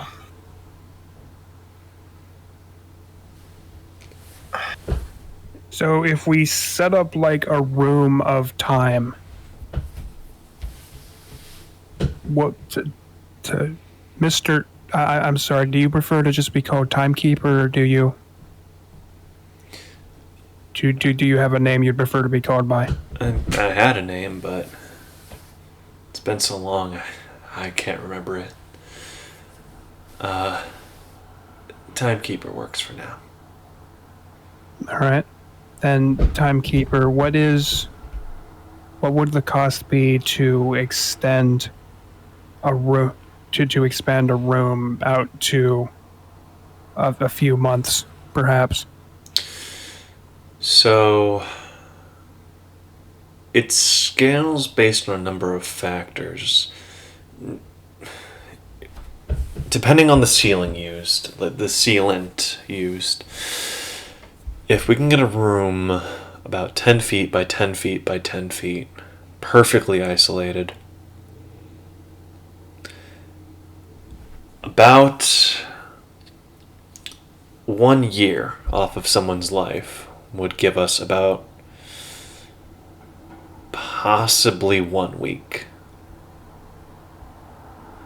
I would have to do some clever accounting, but it would give us a week. Sweet Tooth is horrified by this because he knows what the amounts of time Chernov used were. Chernov had decades in that bar. Oh, fuck. Cumulatively. And the bar is much bigger than 10 feet by 10 feet by 10 feet.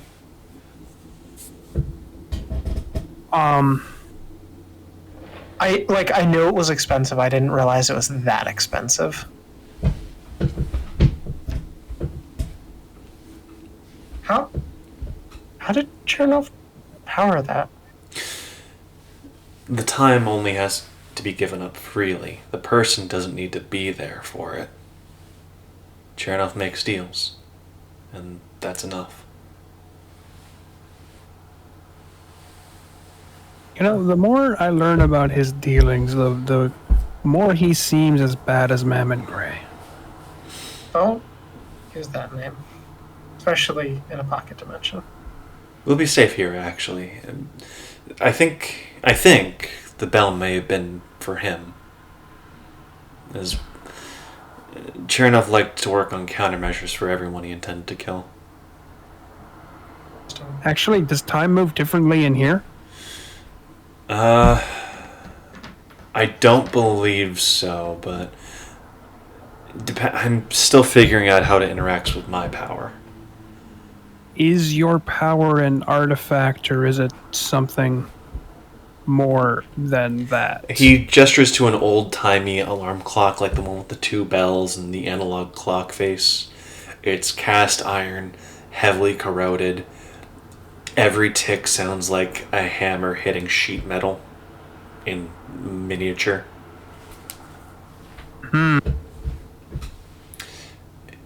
You realize it only makes that noise while you're looking at it. The second you look away, you stop hearing it. And Sweet Tooth, you see Avery look at it, and you see him go vacant for a solid 30 seconds before looking away.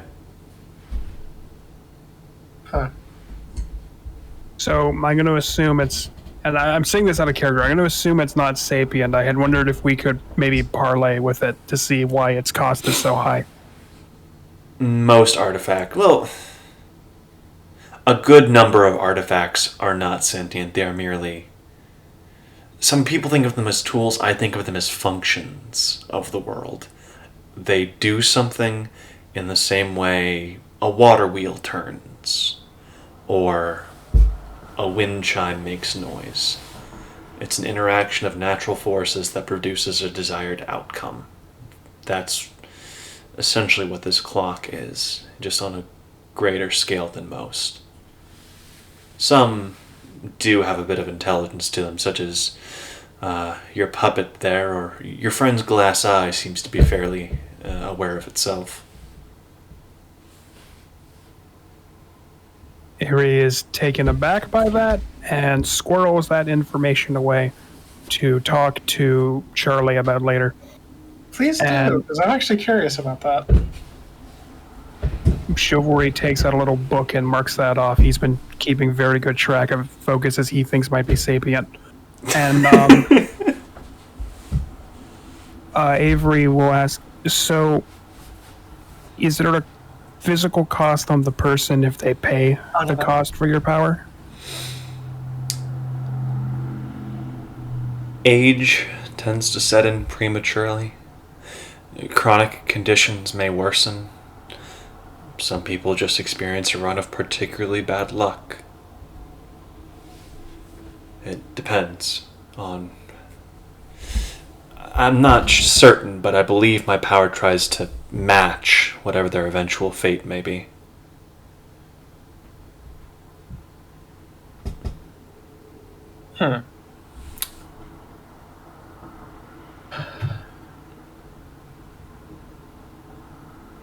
Okay, I'm going to leave you guys a little bit of time to stew.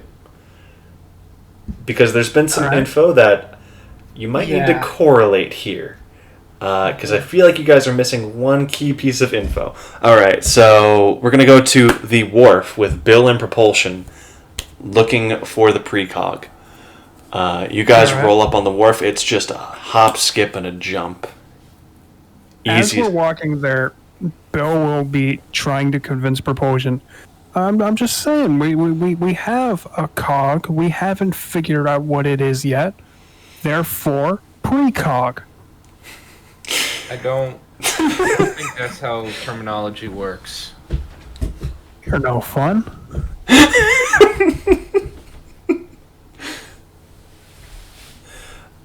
You guys see Lug, the big fop with like the lead pipe.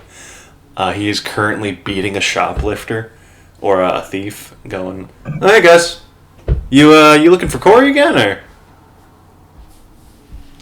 Him or Wheezy probably. Looking to hire a little more help or see if he knows someone we could talk to. It's probably Wheezy. He's gonna be in his office down by the alcove. 2 lefts and a right. What an enlightened outlook on crime.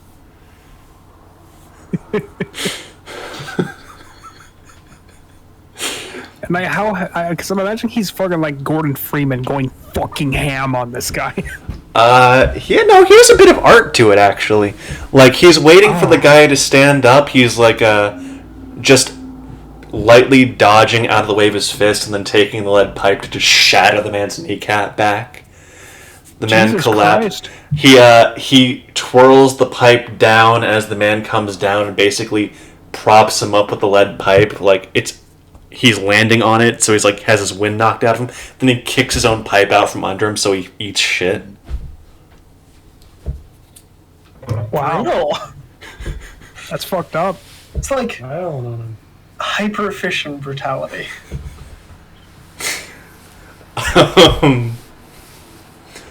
After the last one, the guy stops moving. Lug takes a bow, lightly kicks his lead pipe to a standing position, and just takes it. Do you guys need a guide, or? Bill looks at Propulsion, rather nervous now. Yeah, sure. Alright. I'll walk you guys. Bill turns away from Propulsion and him and just mouths, fuck.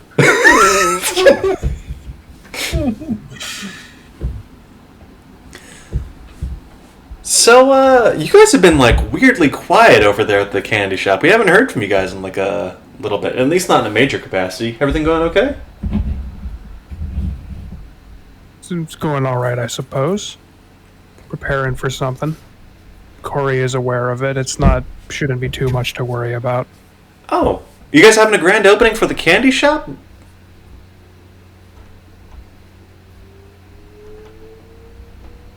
Yeah. Because, like, half the guys are waiting for you guys to do, like, an official grand opening. Like, it's just been there. Sweet Tooth is screaming, and no one knows why. It's like Sweet Tooth looked at the timepiece for too long.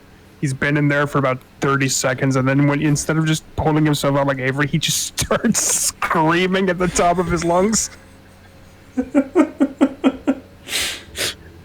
Anyway.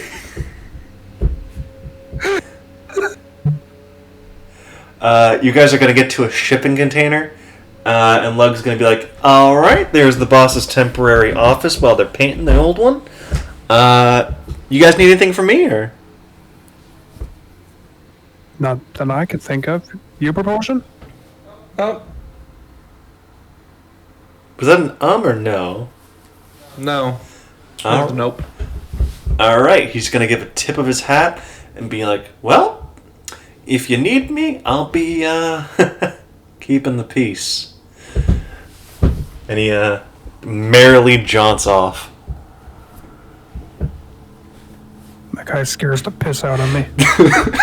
Who was that? I missed who that was. That was Lug. He's one of the, head security guys of the FOPs. You guys have met him, I like... regret not going now. You guys have met him, like, twice before. He's only shown up for brief periods of time, but... Yeah. I always knew that one was fucked up. I suppose let's go in here and talk to Mr. Wheezy. Alright. Alright,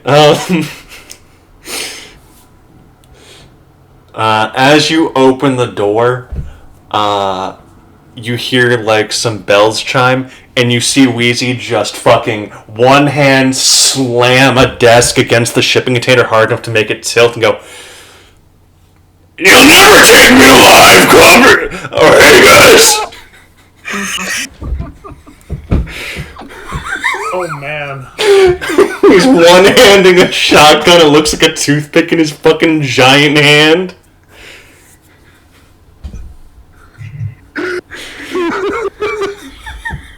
Hey Wheezy, what do you think about socialism? Like, Wheezy's clutching his chest. Ooh! God, I think I got 6 of those. Ooh, that was a heart. Oh. Yeah. So, Bob, what's the sonic experience like for you where you hear it in your ear and presumably also just outside of your microphone or your headphones? Yeah, I shut my door. Can you guys still hear it through my mic? No, I'm. we're wondering how you feel with such a voice in your house. Well, could be worse. Sam, are you drinking water while doing this? I'm out of water. I'm gonna grab some because I can't breathe right now. That's a good I'm also call. gonna. Well, the DM is excusing himself for that water. I'm gonna do the same. I guess I will too. Yep. We'll be right back after these messages. Oh, hell, I'll get up too. I'll be right back. I think it's you and me, Tom. All right, we gotta come out with a commercial. All right, Rip this shit. Tom. I do. Tom. Oh no. Sam, is that you? I went out there and Bob just said, "You know, you don't have to do the voice, right?" No, you have to do the voice. I'm like, "I want to." Oh, Sam, thank God you're back for this brief commercial. I'm back. This commercial is brought to you by, Today's sponsors, Wheezy's Wharf. Oh no, the water made that worse. Wheezy's Wharf. What are you buying? What are you selling? Anything you want.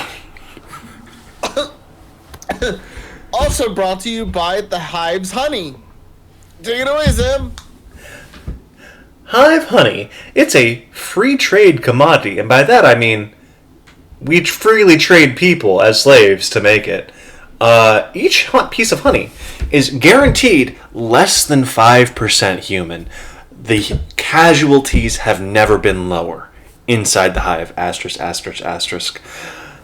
Now, there have been some ethical concerns about the hive's production of honey. And to that we would like to say, we'd like to see you fucking do better. The camera pans in on the man's face, stony. Now, offering onto our new products, Hive Beeswax, anti-damp guaranteed, medical purposes, preservatives. Any hassle in the household can be solved with a generous application. You see them cutting to like a 1950s fucking countertop as they're like waxing the scratches away. It dices, it slices, it polishes the kinks out of your busy life. I don't know why you keep leaving, Seth. You're like missing some hot Lord Timmons right now. Yeah, I don't want to see the ad read. Oh, got it. I guess our final sponsor would be the Grease Boys lubricant for lubing up what you need lubed. So I think that would be the greasers from the mall. You just have this Fonzie-looking motherfucker, like elbow a jukebox. It starts playing.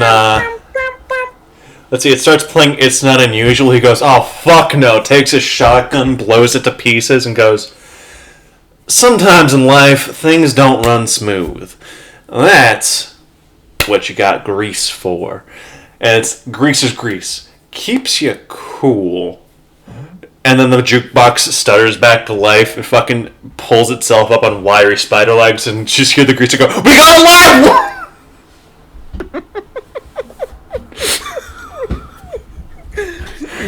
We should let Seth create a candy shop one where he has to be Sweet Tooth and actually like sell his candy. Based on how well he does, he is based on how many wealth dice he gets. Did everyone step away, or? Yeah, it's just you and me. Ah, okay. Only you and me got to enjoy that moment there. I was Sam. here for most of it. Hell yeah. Okay, excellent. Captain Dumont's there. The important thing is, we're recording it. And therefore, it's immortal. Oh, I was gonna say the important thing is that Seth heard it and he was unhappy.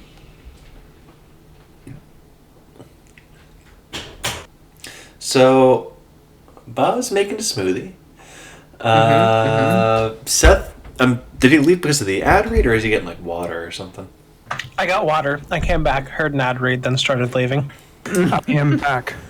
All right. Seth, would you do an ad read for the candy shop? With every core of my being, I would hate it, but maybe. Ooh. Seth will give Ooh. you money. Like in-game money, not real money. You know what? Seth. So, I've revealed to you that people are not aware that the candy shop is open. If you had to put out flyers for the grand opening, what would be some shit you would say to sell the candy shop? See, I would have to find the hat that I don't want to wear.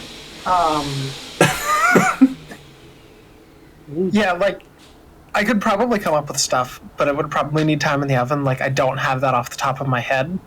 The fact that people just straight up don't know the candy shop is a thing is hilarious. I mean, you guys never did a grand opening, so I thought it'd be funny. Grand opening. Struggling with money. Only 15% cardboard. Ooh, we can drag a sky banner behind the Spirit of the Unknown Oh, hell yeah. Ooh. and fly around the hub. It is. Be right back. I'm sorry. We have literally every flavor of candy. Blueberry, cherry, the memories of your childhood. Drywall. No, we The don't have sudden drywall. That doesn't taste realization that good. grandma's racist. You don't know what people like. You know, that's fair. Gunpowder, actually just iodine. Iodine, those are different flavors. A haunting sense of something lost yet maybe found. That would be good for the Bone Forest.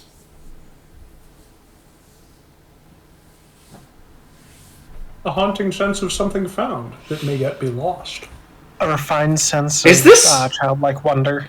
Is this a fucking Welcome to Night Vale reference? I didn't. I am not sure that I did it word for word, but that's definitely what I was quoting. Yes. Okay. Is this how they name new scents for perfume? Okay. No, this so is the flavors Sweet Tooth has on tap. I've read that there are basically just think tanks for names, and each industry has its own, and it's basically just. So you know how prescriptions get names?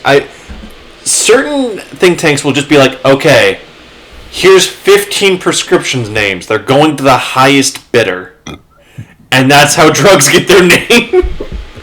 Damn. Like I would Zoloft. actually be good at that job, like unironically.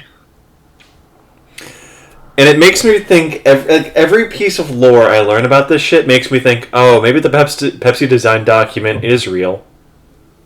Oh, it's absolutely real. Don't. That guy had a bunch of other stuff that was stupid like that. It just didn't get publicized. No! Wait. You're saying there's more and that I haven't seen it? It's unfortunately not publicly accessible, but he had a company. And apparently, from what I've read, and it's information, so it could be wrong. Take it with like 2 or What are you talking 4 about? jars of salt. Pepsi design And his document? entire company was like that. No, it can't. Okay. So, my new life's goal is to find the rest of those documents because the Pepsi design document was a disaster for mankind, and I need to repeat it. Alright, so Geomagnetism. are you feeling physically able to continue having a conversation between us and Wheezy? Because if you aren't, I have an out. I absolutely can. The voice will waver in quality, but I will try my best. Okay, because if you just don't think you should, I do have an out that I can offer you. What's I the can out? attempt- I'm curious. I could attempt to do the voice for you, Sam, if you wanted. The out that I can think of. Chris's attempt at the voice. Yeah, either way, I want to hear Chris do Wheezy. Alright, let's go! Come on! No, that's Randy Savage. No, that's Randy Savage. Alright, That's not even Randy Savage. Yeah, that's Randy Savage. My solution would have been that Bill would have offered Wheezy a piece of like Throat lozenge. throat lozenge I get candy throat from Sweet Tooth. lozenges. So like a magic throat lozenge that he had Sweet Tooth made because he knew we were coming to see Wheezy. Because I Oh, would love to know actually, what- Sweet Tooth did want to send candy to him, which was just the most chemical tasting stuff. That's where actually just iodine came from. Okay, so do you guys offer that coming into his office? Yeah, well, Bob, do you think Bill would be carrying the candy with propulsion? I don't know. I don't think Bill has pockets. Yeah, propulsion has pockets, so I guess. All right. All right. How do you guys sell it? How do you offer it to him? I guess just we wanted to offer this to you. We're hoping to get a little information.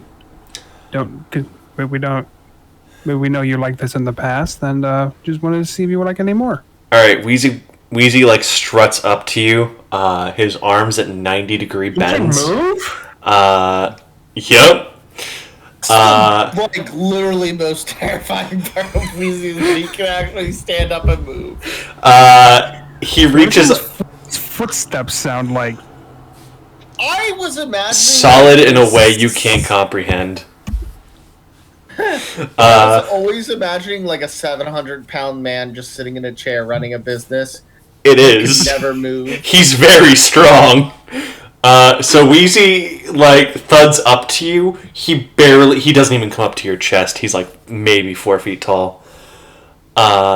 He reaches to grab the iodine with a hand that is easily 3 times the size of your head.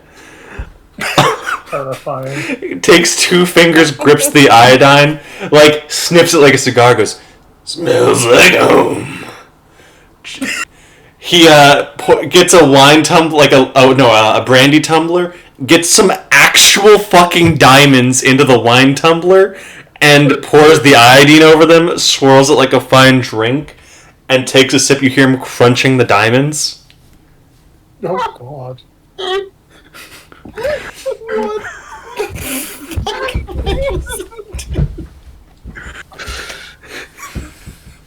Just takes a sip. So what can I do you for? So like every time he takes a step, there's the sound of someone shooting a fucking full metal trash can with a shotgun, and then the sound of 400 wind chimes from all the gold chains he's wearing.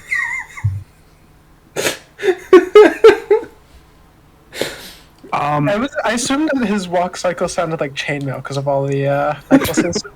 The jewelry. Okay, now here's a very important question: have Bill or Propulsion ever actually talked with Wheezy before? No. I wish Captain. You have never even seen Wheezy. Wheezy. You've only been told of Wheezy. Okay, Bob, how are you handling this situation?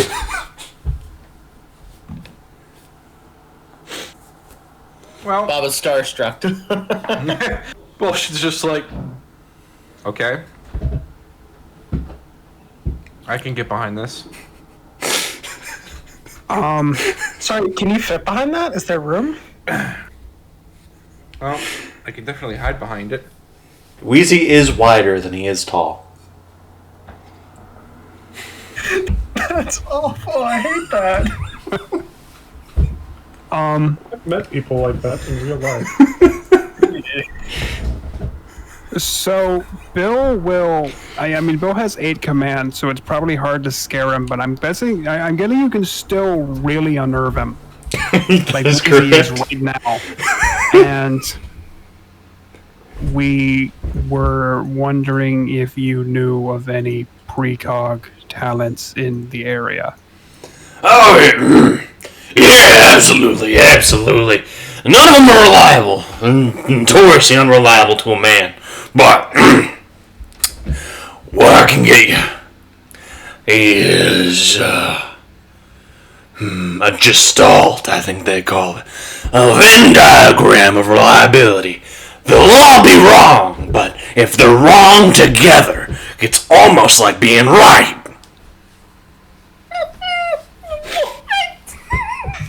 No, I hate that I know exactly what he means. Yeah, I And understood two, that completely. I hate that he is that for all of this. I hate that he's so coherent.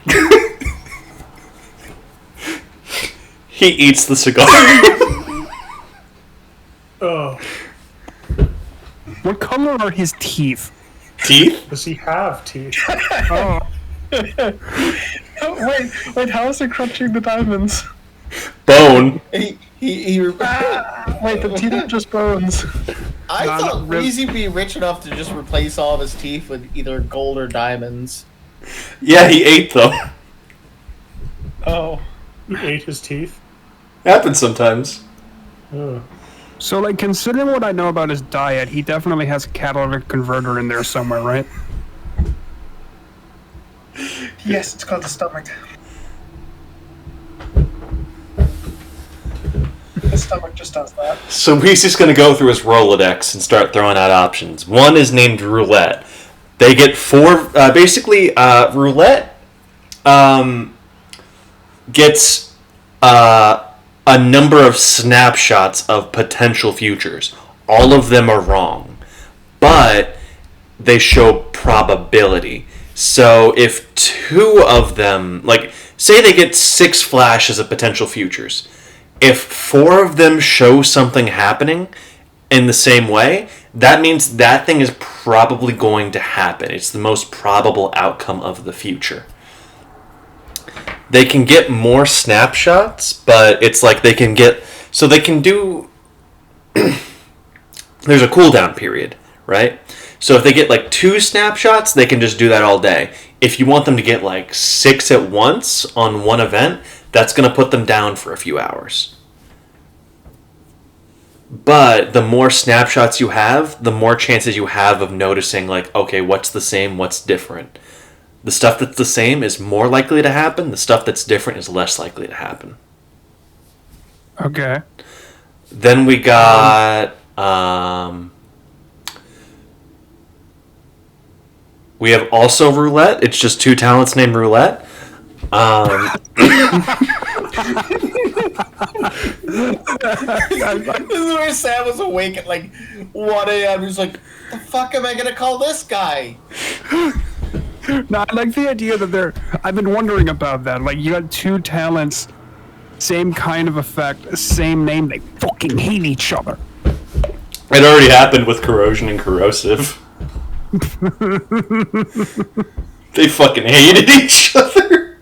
Corrosive was the acid kaiju, right? Yeah, well, he wasn't a kaiju at first. It was just every time he appeared, he got shut down so hard that the rage built up to a mutation event. Oops. So, what does second roulette do? So they have a roulette wheel.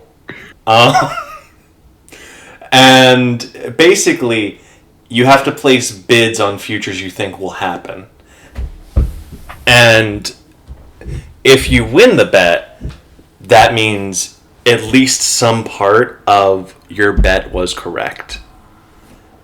If the I bet... was thinking back to that iguana and all his neurons are activated hearing about this talent. So, like, for example, you have the roulette board, right?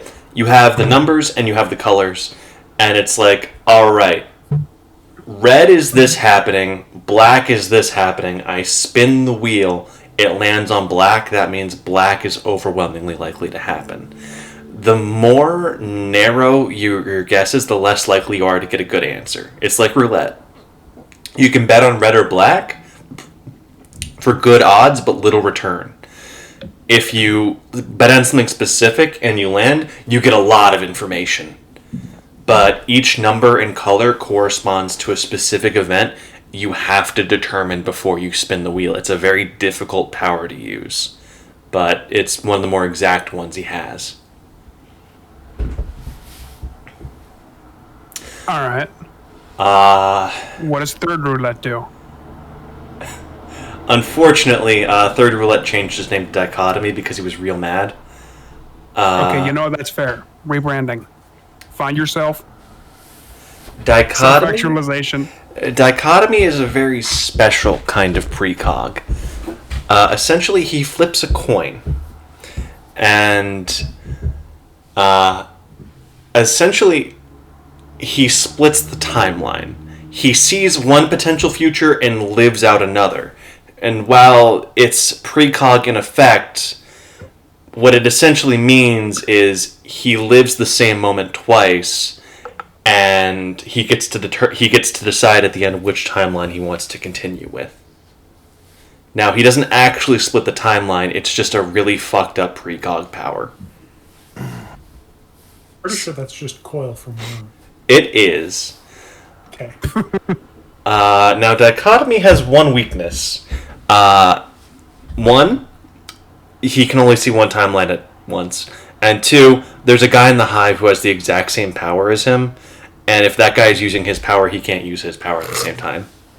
Oh. Oh no. So people can have the exact same powers. Yeah, their power even comes from... So they originally had one artifact that they just basically bounced between them, but when they split ways, they split it in half, and it kind of fucked with the one power. would say they're two sides to the same coin? Yeah, the one you have has tails. The other one has heads. Are there any other precogs that Wheezy knows? None that are, like, good. Okay. Wait. There is technically one. Wheezy doesn't own him, though. He's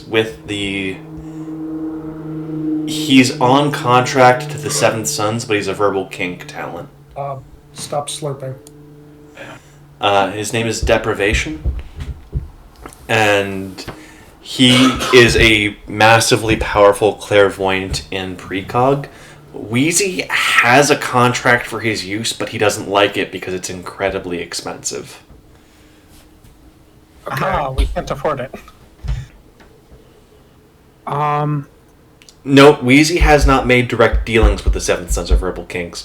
It's a contract he got through like another negotiation that just included a bunch of contracts. It's just been sitting there. Well, I mean, so I it's guess like when we you could buy do a that. bundle. Yeah. I guess we could do that if we just have Bill leak more critical information to the Seventh Sons. He's good at that. He is. So Seth, a question I had for you. If we can somehow talk to all of these people and get like a piece of hair from each of them, can Sweet Tooth just make a significantly more functional precog candy with pieces of their power as collateral? Seth, I will tell you right now, your power does not work that I don't way. think so. I'm Yeah, sorry. Okay. Yeah, Can Sweet I Tooth didn't just think make a about- precog candy? Is that Potentially. an easier option?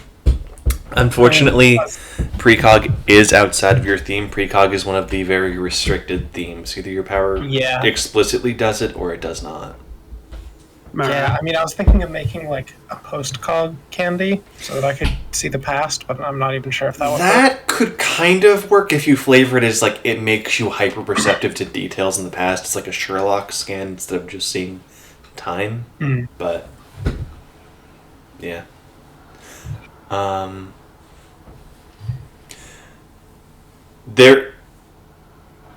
Wheezy does stop for a second and go, that's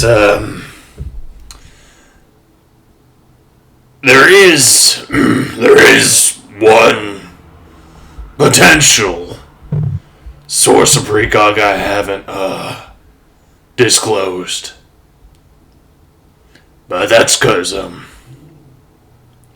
how familiar are you with the dark rooms? Not at all. It's something the fops have. They don't talk much about it, but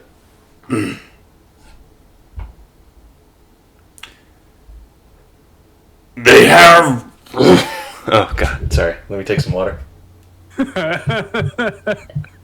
Injuring himself for his art.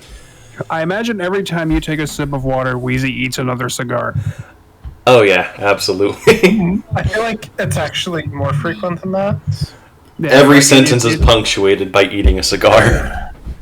Exclamation points are eating the tumbler glass. So I'm imagining he has like a cigar Pez dispenser on the wall. It's like 40 feet long. Some poor fop in like the sub basement has to reload that fucker every morning. That's one of Corey's jobs.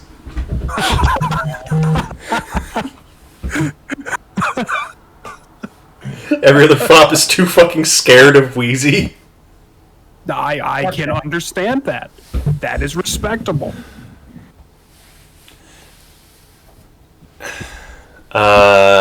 Wheezy's just gonna flip through his Rolodex and this is his handwriting. This is just him making some notes about this thing called the dark rooms. You guys do remember Jeremy did say he had finished his dark room training the first time you had asked him what he could do. It appears to be when the fops came over and Rebel Kink dead named them. He unpersoned them. Some of the fops got hit so hard that they could not function in society anymore. Back when they were the gang you guys now know as the Midnight Crew. Okay. Those guys. Everybody knows we live in a society. Bottom text. So they essentially were put to work training new fops in what are called the dark rooms. They're kept away from everybody else. They're in their own little insular thing. Corey had it built. But no one except the fops knows much about it, and they tend to they're pretty tight-lipped about it. Corey straight up does not answer Wheezy's questions about it, and Wheezy knows better than to pry.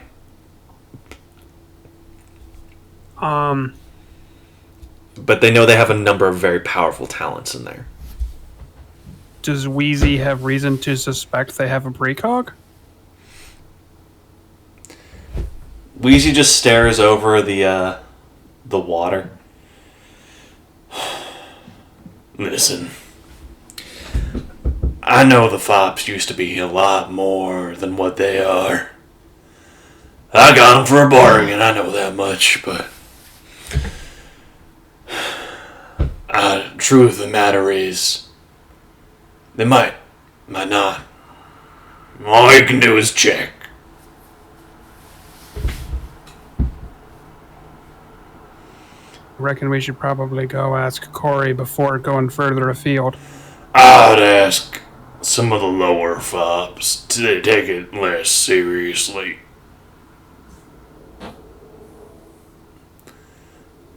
Jesus, Sam, you really sounded in pain on that one. Are you okay? Yes. So Wheezy's official advice is to, maybe ask like a fop who takes the whole fop thing less seriously than Corey. Corey's a pretty serious guy. But I guess we could ask Animal. You guys do have Animal, yeah. Bob, can you think of anything else we should ask him? No, we just wanted to know about any precogs. Found out that it's a Venn diagram of bullshit, and they're all gambling based apparently. Yeah. I mean, fuck it, why not? What else would you expect from Wheezy? Oh, that's actually he is definitely a biased source.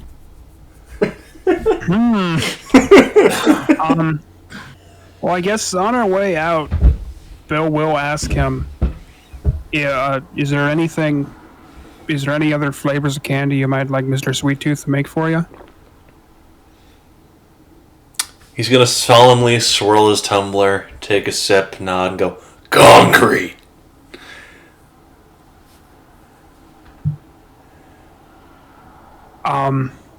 Bill will nod, then ask, do you have a preference for type? Venetian. Oh, fuck. Oh, wait, there's clown drugs. Forgot the clown drugs. He's gonna fumble through his desk, throw you a rainbow joint. Clowns used to bake those into pies. They would do drugs to see the future. I don't know if it's reliable, but there you go. It's just a fucking rainbow colored Big joint. Is that what you drugs, see said? the future. Remember, kids. Alright, so we're making Avery do that, right? Absolutely. I was about to say, we're gonna make Avery do that, and Animal's gonna be his minder. I think we should make Amp do that. No, Avery's already done drugs. He did heroin once. Yeah. What was it? Heroin or Opium. something else? Opium, yeah. Same difference, really. No, one's way more illegal. Okay, so...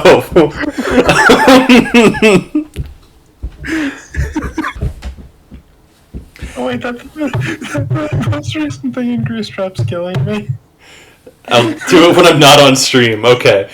So, with the clown drugs, we cut to the flotilla with Amp, Carinade, and the NPCs. You guys pull up to some docks. You guys see some very, rough-looking people. You can tell from, their build and, what they're wearing that it's, until very recently they were scavengers, but, they got some, they've started arming up a little bit. Immediately, they're not pointing guns at you yet, but, people are keeping their distance. You feel like you're being watched. The flotilla is a few massive spires, the very tips of megastructures, and you see these massive suspended walkways spiderwebbing between the buildings, with a number of scavenging platforms and diving bells around. It looks like the town economy is basically underwater salvage and scavenging. It looks like a few of the diving bells have been suspended as like sniper platforms and like movable bunkers. Those look like very recent additions. So, Karenade, have you been here before?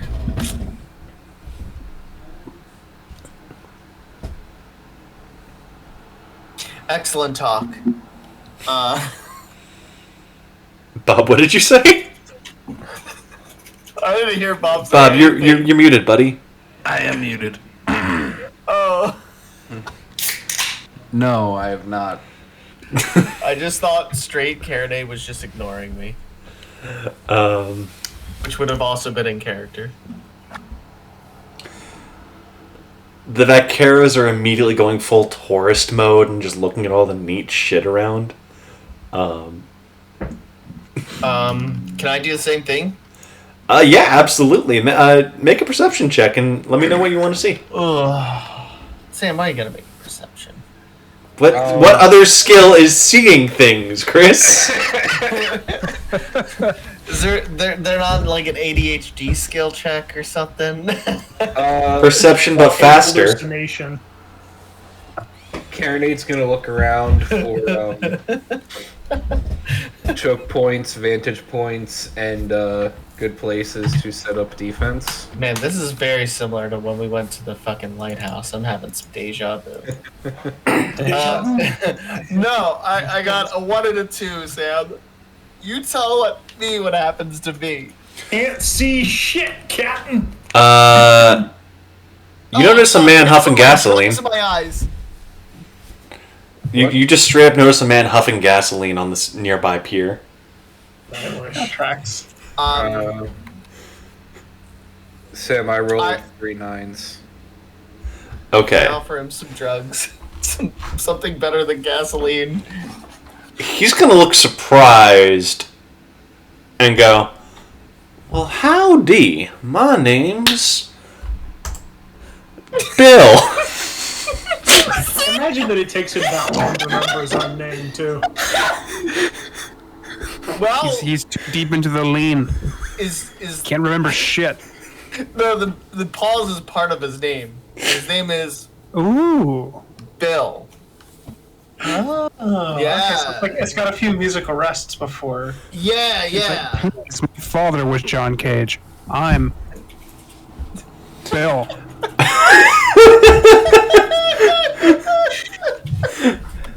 How can I help you guys around town here? I was just looking. Me and my friendly motorcycle friends were just looking the shopping and just looking around. You guys look like you're gearing up for like battle. Everything okay? No, it is fucking not. Oh. Karenade, you notice that they've dredged up a number of boats, drained them, and welded them to nearby structures to make some choke points. You notice they actually have snipers. Your perception's good enough that you can get a pretty good look. It looks like they're not using firearms. They're using pneumatic pressure pipes. You've seen those weapons used in some parts of the northern docks before, or you've heard of it at least, but you don't normally see that tech this far south. You don't see many of them, which tracks. That would be these are very expensive weapons. Well, if you guys are feeling down, I could play, do like a little, play some music for everyone. I think the Vaqueros might be willing to help. You just hear Orange go, "See!" way too hype for the situation. He's bringing an energy that is not warranted. Oh, I will match his feel like energy. Absolutely warranted. Oh, it is absolutely warranted. Yeah, we could totally fucking play music for you guys. I think you'd get shot trying, at least if you do it right now. But if you want to look around, we got a little bit of salvage, not much. This away. Let's go get you to the warranting office. I go hug Orange, but like next time. No hablo inglés. Wait, no, I know Spanish, Sam. Oh shit! It was already canon that I like. I forgot about that. Yeah. He's like, I have to sing it though. Maybe Just- next time. yeah, maybe next time. All right. So, as Bill takes you through town, he's gonna go. Yeah, sorry for all the security up in these parts. Some fine, upstand folks like yourself shouldn't have to deal with all this. I'm well aware, but it's just been, let's say, a tad hectic around these parts, eh? I understand I'm new. Where I'm from got blown up, so. Same. He rolls up his shirt to reveal a bunch of like shrapnel marks. He's missing a rib. Where's he? I don't have any shrapnel marks. My body's too amazing to have that happen. The skinny Yeah, ass. shit on the guy, why don't you? Bill is gonna nod and go, "You're hard to talk to." You! He turns to Karen. I get that a lot. So, friendo, you seem the paramilitary type. What brings you into town? Looking for parts. He does a go-on gesture. Just gonna tap the cannon on the back. Looking to upgrade. Buddy, you are damn near carrying a fucking orbital bombardment piece and you're looking to upgrade? Range is too short. Bullshit, but I believe it. He stops by one of the a more particularly armored house and does like a flamboyant little knock knock knock knock knock knock knock knock knock. Salazar, we got some company. You see a man open a door. Bill? It's actually Bill. Fuck off. Noted. And Bill gives you Bill gives you a salute and just stumbles off. I've been writing his name in musical notation, and I want you to know I placed the hemi-demi semi-quaver in between the L's. Hemi-demi semi-quaver. Is that an actual thing? I hate you so much. It's a 64th rest, and its character just exists in Unicode. Oh my Awful. God. That is a real thing. Awful. Hemi-demi semi-quaver. Wow, a half 30-second note. I hate that they say half 30-second note when it's Uh-huh. just a 64th. That's so upsetting. On the other hand, it could be worse. There is also a semi-hemi-demi semi-quaver. Yeah. So Salazar is a man in like a like finely dressed, like a patterned button up. He's got like what's that like old timey horror actor where he had like the really nice like pencil thin mustache? Oh, I hate that. Fuck.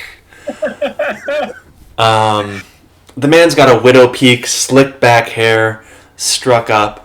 Very, like, sharp-looking man. Like, that's, like, the first word that comes to mind when you see everything about him. Bill gave you the knock of okay. So, you guys don't have any ill intent at the very least, or his power would have noticed. Why are you here? I'm just gonna tap my cannon again and go, looking to upgrade the range on this. He's gonna stop. Why are you really here? No one comes here for shopping right now. Trust me, I've been trying to get them. With an attitude like that, no wonder they're not coming here for shopping. Just gonna look at Amp.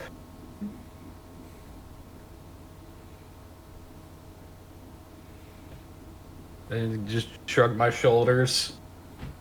What do you think? Well, there's a number of reasons. No. Oh, you mean like for Amp? Yeah, that's Okay, asking okay. Amp. Chris, what's Amp say? Sorry, I got distracted by D-Shot. What'd you say? So Salazar is asking, why are you really here? He knows you're not here for shopping. The spread, the love of music. It's the only ever reason I ever travel around. Salazar's gonna pour himself a fifth of whiskey and go, look, I will be blunt with you people. If you're not gonna be straight with me, or if you're actually here to fuck around, I'm either gonna ask you to leave or have you shot. Dude. Wow. What do you mean poured himself a fifth? Like an entire bottle? Yeah. He pulled out a bottle and then poured the bottle into a single cup. Salazar is a very extra man. Had a fucking stein, and he just poured a whole bottle of Jack into it. I like to so he started and ended that phrase within the pouring of that drink. Yeah. I has to drink it all between the next sentence that he says. No, he's gonna knock it back like a shot. He just does the thing where he swirls it around a little bit and then puts it down. Like tornadoes it down? Yep. Disgusting. Are you gonna tornado that whole bottle? He's going to lightly tap it with the tip of his finger, and you're going to see the fluid level just rapidly bottom out. Mood. The mood counter?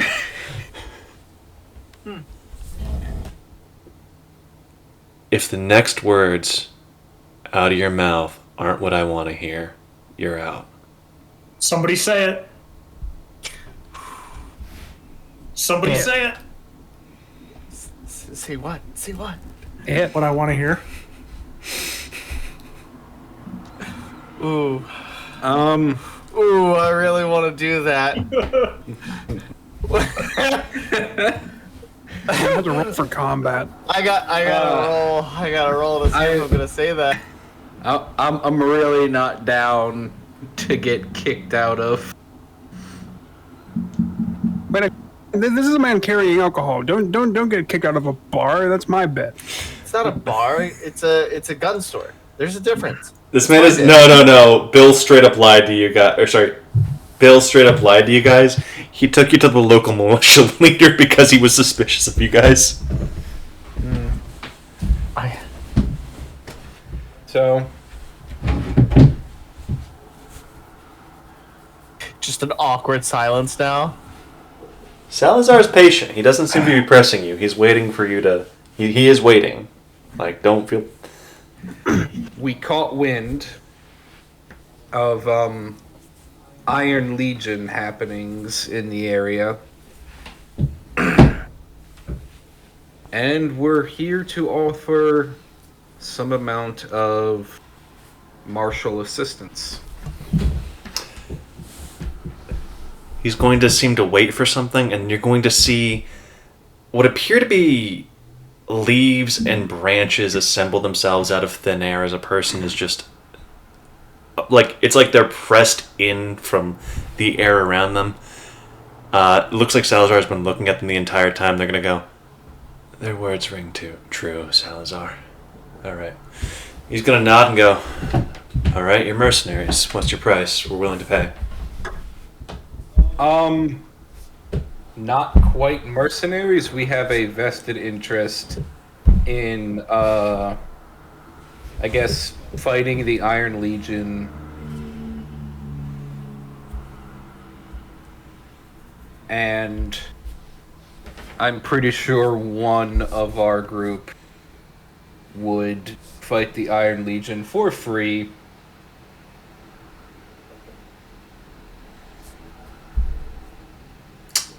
We're here to fight because it's in our best interest to fight the Iron Legion. I'm gonna make a scrutiny check for Salazar.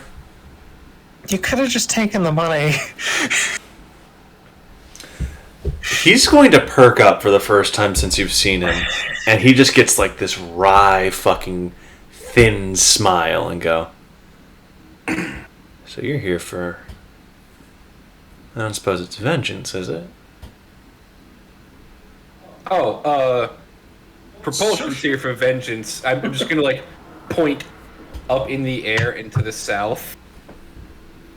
Propulsion's here for vengeance. We're here for, Socioeconomic gain. yes. Salazar's gonna pour you guys some whiskey and go, now that I trust. Take a seat, let's talk. Alright. And we're gonna cut... Sorry, what's up? Does Captain... Because, like, it would be incredible for his character if Captain Dumont just had, like another character has a flashback to something Captain Dumont said, but the power is really just Captain Dumont sends a Force Ghost. That should just be a power that No. Derek gets eventually. No. Just spend money to get the That's- power of flashbacks. That's funny, but no. Okay. Okay. So we're gonna cut back to the Spirit of the Unknown. You guys have made a hell of a trip. Captain Dumond will have incessantly tried to share stories with and or convince to share stories with him, Oslo. At the same time, Charlie's trying to prevent this from happening so that he can get some Rispo training. They can both happen at the same time. At some point during the conversation, this has just turned into a sword fight between Oslo, like a friendly sword sparring match between Oslo and Captain Dumont. Fantastic. Hell yeah. Excellent. Break out the antique 11th century Jiang Chinese dueling swords. Oslo's going to insist on using their whalebone saber. It's this long spike of just whalebone interlaced with like what appears to be like copper wiring superheating it. Every time it hits, there's just flashes of heat and sparks. Purple sparks coming off the Jiang. So it's a magic sword versus a hyper occult lightsaber. Basically. Neat. Past a certain point, some of the glass shards that have been falling off of the net tell you guys you are above Shrimp Town. And it's going poorly. There's some sort of raid going on. You see these massive, not fully iron ship. They look more commercial than the absolutely armored atrocities that the Iron Legion uses as ships. If I could get like a streetwise check from Charlie real my fast. favorite words! Man the guns! I could do that as well. Oh, I actually if don't know Charlie's if we want- if Charlie is sharing what he sees, everyone present can make streetwise checks. Yeah, I'll share what I see. All right. In that case, I just realized Mr. President auto succeeds this check. Everyone can roll if they want to try and gain the willpower. I got 2 But fives. That would just be with 5 dice. Give me 2 right? tens. Oh Yes. my god, I got Sam. It's 6 tens this time. Oh my god. 2 nines, which is irrelevant. okay, so Mr. President immediately recognizes the build of these ships as hive ships. Between his tactics and knowledge, Wait, is the ghost of Cadaverl here? No, you don't see him, unfortunately. But Godspeed, you crazy undead man. Godspeed, you fucking monster of an astronaut. So Captain Dumont is going to shout, "Man the guns!" and start bringing the ship in towards the battle. Fisher's going to stop you and go, "We cannot make noise here." That's all right. My guns don't make any noise today. Fisher's going to look confused by that and go, okay, what? I can have my soldiers parachute onto them and they can fix bayonets. Ooh. Nice. I'm gonna write on like a sheet of paper in glass, like what was that word thing called? Which one? Iconoclast? Iconoclast, yeah. Yeah, I'm gonna just put iconoclast question mark on a sheet of paper and hold it up to Fisher. So he's going to nod and point at the piece of paper you wrote it on. The paper is rotting, starting from the word out. E. I'm gonna like toss it off to the side. He's going to point at the writing and shake his head no. Okay, got it. Oh, I know what's Try happening sign here. Language. I see what's happening here. Charlie will with stop greatness and it's sad. I'm gonna. Charlie will stop sharing information. I'm not. So I'm gonna point to my soldiers to start going overboard. To start Do you have parachuting paratroopers on. now? Yeah, I've had paratroopers. And since I've had 9 hours of just summoning soldiers, I've done nothing but teleport bread. it's gonna be like Normandy. I've done nothing but summon soldiers for 9 hours. I have! All I was doing was building shit the entire time. Fisher is going to point at Captain Dumont. He's going to gesture towards the ship and gesture up. Captain Dumont will quirk an eyebrow but motion for the crew to start taking the spirit up. All I got the right. math wrong, but I just got 35,000 soldiers from that. That sounds like about as many as you're going. Well, that's less than you guys are going to need, but that works. That's how I imagine it, guys. Skies will turn green. Green with So, Stephen falling. let me put it this way. If the upper limit for population for the hub is 2 million, the starting population for the hive is about 60 million. That's its lowest possible. Wow, we got a lot of killing to do. Not necessarily. But Fisher is going to point at Captain Dumont and himself, and he's going to gesture down, and he's going to gesture for you to come closer to him. Okay, I will wander over towards him, grab him on the waist, and start heading for the railing. Fisher will nod, pick you up, and jump off the side of the ship with you. Captain Dumont will go into a perfect swan dive. Fisher will cast the fishing line and use it as like a bungee to slow your descent. You guys land silently. All right. Sam, I'm not trying to talk. I'm out of character. How high is the airship in the air right now? That's up to Derek. How high does he want it to be? Well, the last instruction the crew got was to take the airship up, so they're just going to keep taking it up till somebody says stop. Oh no! I mean, they're not incapable of making decisions on their own, but Are we over top of a hive sheep, Sam? You're not over top of the hive ships, but you're reasonably close. Fisher So is. could you give me some more information about these hive ships?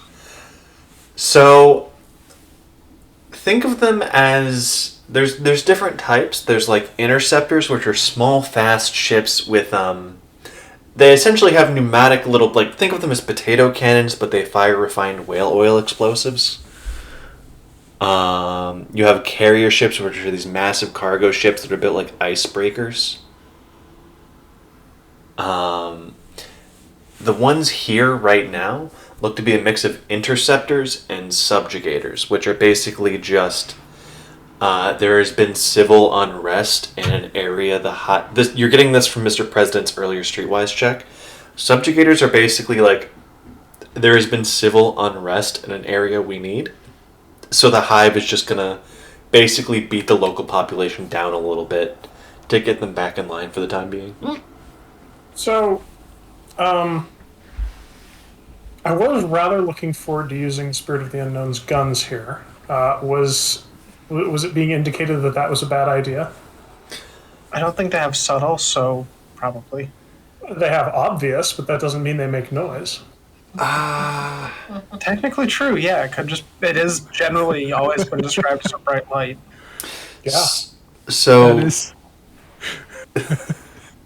That fucking rules. That is such a silly. I like that too. Don't worry. Basically, Fisher's entire point is anything that's obvious or makes a lot of noise is going to rile up the shrimp. Anything that makes noise is basically going to summon a combat encounter on you guys. But we were already involved in a combat encounter. Yeah, but it'll be That's more. everyone. Like, shrimp are just going to rise up and start attacking everyone. And that could be useful. But not. But if you have to use it situationally. Gotcha. Well, then the Spirit of the Unknown will stay high enough to be sort of high, but low enough that if needed, they could fire on the events happening below.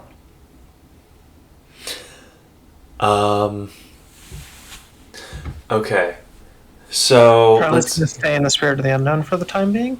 I'm staying in the Spirit of the Unknown as well. I'm sort of just, I'm not talking, but I'm pointing to soldiers to start like parachuting off. So your soldiers have radios. You can kind of use tones to give them basic commands. Like, this tone is like, be aggressive. This tone is fall back. And you can narrow it down to sectors via the radio channels. Was Fisher able to give us any specific insight into how that power works? No. Okay. He doesn't know the rules. He only knows like the folk wisdom that Shrimptown residents have. Chris, Sam, just to remind you though, I don't know if this affects the power, the isometric power, but we did have encrypted wavelengths, so it's really hard for people to listen in or like intercept our radio waves. So I don't know if that affects the power as well. that is a good question. It doesn't really differentiate to that kind of degree, but it is good because it means the Hive won't be able to listen in. Okay. That's good that you have that. I will say, if you're staying on the Spirit of the Unknown, you're going to have to make leadership roles in order to command your troops. Okay, that's fine. I can do that. I'll stay on the Spirit of the Unknown though. Okay, gotcha. I'm not sure how John is going to be able to jump off the ship and survive We can take I'm the guessing, multi-100-foot fall. or we can, or the crew can provide him with a parachute. You could just land in the water. Yeah. You just if you have enough paratroopers, couldn't you just jump up with all of them holding on to you for dear life so you fall with many hundreds of tiny parachutes? The next thing is, I can't even use the main reason why Mr. President would be on the battlefield. So he's just gonna stay at the Spirit of the Unknown. It just does not make sense for him to go down there when he can't use his only He usually power. just barks orders. Yeah, it's totally fair. He yells at can. the enemy. He can Hang ask. He can also Does- ask. I'm so sorry, Derek. You first. Does the supply locker on the Spirit of the Unknown have anything that could help Mr. President coordinate his troops? I'm going to. Does it have like a little piano and I can just press piano sounds? Does he have one of those Mirrors. little, like, flashy things from Star Wars? You know what? It's a radio. There is. Derek, would it be out of character for there to be just a full like grand piano on the ship? What? Sure. All yeah, right. Grand piano. Chris, your hypermind is good enough that in seconds you can just come up with musical codes to communicate to your soldiers. I thought we were trying not to make noise, though. Yeah. So Why the not go for like really garish so semaphore the flags? soldiers have radios in their helmets. All Chris Yeah, has to and- do is tap into a radio, and it's just going to be normal, like faint piano music inside the soundproof helmets. Yeah. Also, we're Elevator hundreds music. of feet. Yeah, basically we're hundreds of feet in the air too. So Yeah, that's actually a question. Since we're so high in the air, can we make noise? You guys can make Like, quite a like little bit. you guys can make a little bit of noise. You don't have to be as silent as everybody Yeah. else. Okay. And even then, if you guys do have to make noise in Shrimptown, you can make a multiple action check with a stealth check and the check you want to make. And if you succeed both, you can ignore the noise for that round. As long as it doesn't have obvious. you know what power I really wish Charlie had is like a television screen where he could project what he's looking at. That could be I've useful. thought about that before. But It'd be that's- really perfect for this for this exact situation. Yeah. It seems not on brand for him for some reason. I don't know. Summoning a glass to show what you're looking, like a mirror to show what you're looking at. That seems on brand. For Charlie, though, not really. Plus, when you look through his glass as a window, you can't see anything out the other side. It's like looking through a kaleidoscope. Mm.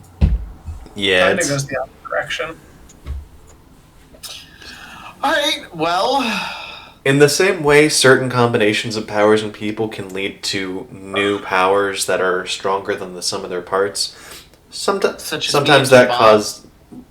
Yeah, it's like certain powers and their union with people will push them one way or another. Where it's like a power theoretically could do something on its own, but that doesn't fit the person it's attached to. You know. yeah, I think I'm gonna go heavily in the air now with Captain Dumont on, because it'll just be really funny to have. I just want an airship battle now. That's all I want. Oh yeah. So Airship battle. Derek, you left a sentence unfinished. I love how half the setting runs on horrible depression and drama, and the other half runs on manic cheer and what? I don't know. I couldn't find something to finish that with, and it's really irritating me. If anybody has ideas, I'm open. Okay. So I do have to say, I ran a little bit long, and I am sorry about that. Do we want to continue with the scene? It would be... We could split this session into... We could continue this next week, or we could try and run late tonight. I don't know how open you guys are to that. I'm fine. I'm fine with that, Okay. but I don't want to put pressure on anyone else. It's a grand total of 8 p.m. here, so I got plenty of time. Bob, you good? It is 10:10-ish here. I'm good for like 20 more minutes. Okay. So, let's see Shrimptown. What you guys are seeing right now, Charlie, you're noticing that the larger boats are opening up, and what are being pushed out aren't combat talents. They're legions of slaves. Full bomb collar, branding. Oh, they're just gonna carpet bomb the place with the slaves. They're being forced out. You straight up see one go, "Please don't make me do this, please, I beg." And you see the brand glow. And you see, like, muscles expand painfully. You see bone cracking. You see him scream in rage and just begin attacking everything near him. Like, shrimp begins spawning at the noise. He just begins tearing into them.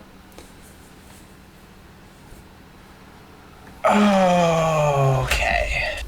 I really hate the hive. Gonna burn a whole country. Sam has to a the whole bunch of ground. evil factions that just like we absolutely Hey, are the bomb collars paranormal or tech? The bomb collars are a mix of both. Like Okay. each one is a mix of both, or some of them are paranormal and some of them are tech. Oh, like each one is a mix of tech and paranormal integration. Okay. I have an idea that I think is a bad idea.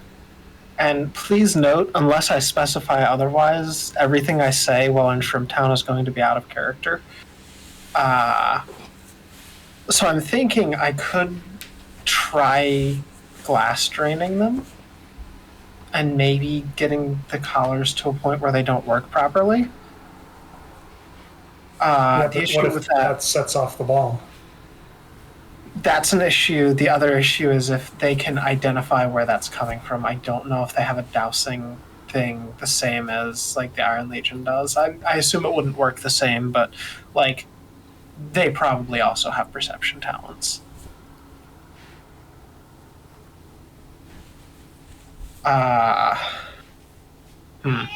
Okay, what else is going on? You notice that they're raging through the streets, but there's very few Shrimptown residents to be seen. In fact, Shrimptown, from your perspective, seems uninhabited, which is baffling because the only very, very few people have ever been able to hide from you. And it doesn't get to a point. The first sign of a Shrimptown resident you see is when a few of the brutes are rampaging in town center, and you see what looks to be like a mix between a floating ember and a firefly, and you see it drift in front of one of the brutes. He swipes at it, and he just catches fire, and the next thing you know, the entire square is just filled with these ember fireflies, just incinerating dozens of the slave brutes, and you notice just one one Shrimptown resident on a nearby tower playing a hurdy-gurdy. A hurdy-gurdy almost as big as they are. You can't see their face. It's like a burlap sack, but as you look up, the sack transitions into flame and smoke towards its top. Okay. As other slaves are moving towards the front, you see some with blue brands. It looks like they're constantly being electrocuted, just flash stepping everywhere, moving fast enough that looks like short range teleportation. One kicks up some water, and you see some like fog roll over the beach. And as they're moving through the fog, you see some of them just fall over, the bomb collars torn off of their necks. They're bleeding out, but alive. And you see the bomb collars just explode somewhere off in the distance. Do you guys have anything you want to do to act? Fisher has landed you guys a safe distance away, you and Captain Dumont. The soldiers are landing all over the place, so Chris, you should just assume you have some presence in any scene. If you would like to have more or less, you can make a leadership role to coordinate your troops. I would like them to focus the people with the poker sticks. Okay, so those are going to be the guys on the ship, the guys in like the beekeeping outfits who are... I was hoping we were falling. They would fall. Some of them would fall on the ships too. Yeah, a few of your soldiers land on the ship. You see one of the overseers just kicking one of the slaves forward, screaming in a language that the soldier doesn't know, so they can't relay it. But Flashbacks to when the rake was burning our town to the ground, I guess. I guess there is less I guess poisonous gas. Yeah, we're gonna aim for them. I'd like my soldiers to focus on the overseers. All right, I'm gonna say you have 2 squadrons on this ship. There's 4 ships total, but you only landed on about 2 of them. So let's make 6 attacks, and there's 4 overseers each, I believe. So 10. Chris, I want to remind you that I wrote you a program to do multiple attacks with your. I do not know where it is, buddy. Captain Jumanda's Silent Snake. Sick. Solid Snake, yes. Silent Snake seems to fit here. Yes. All right. That's a lot of noise. Yeah, rolling, then copying and pasting.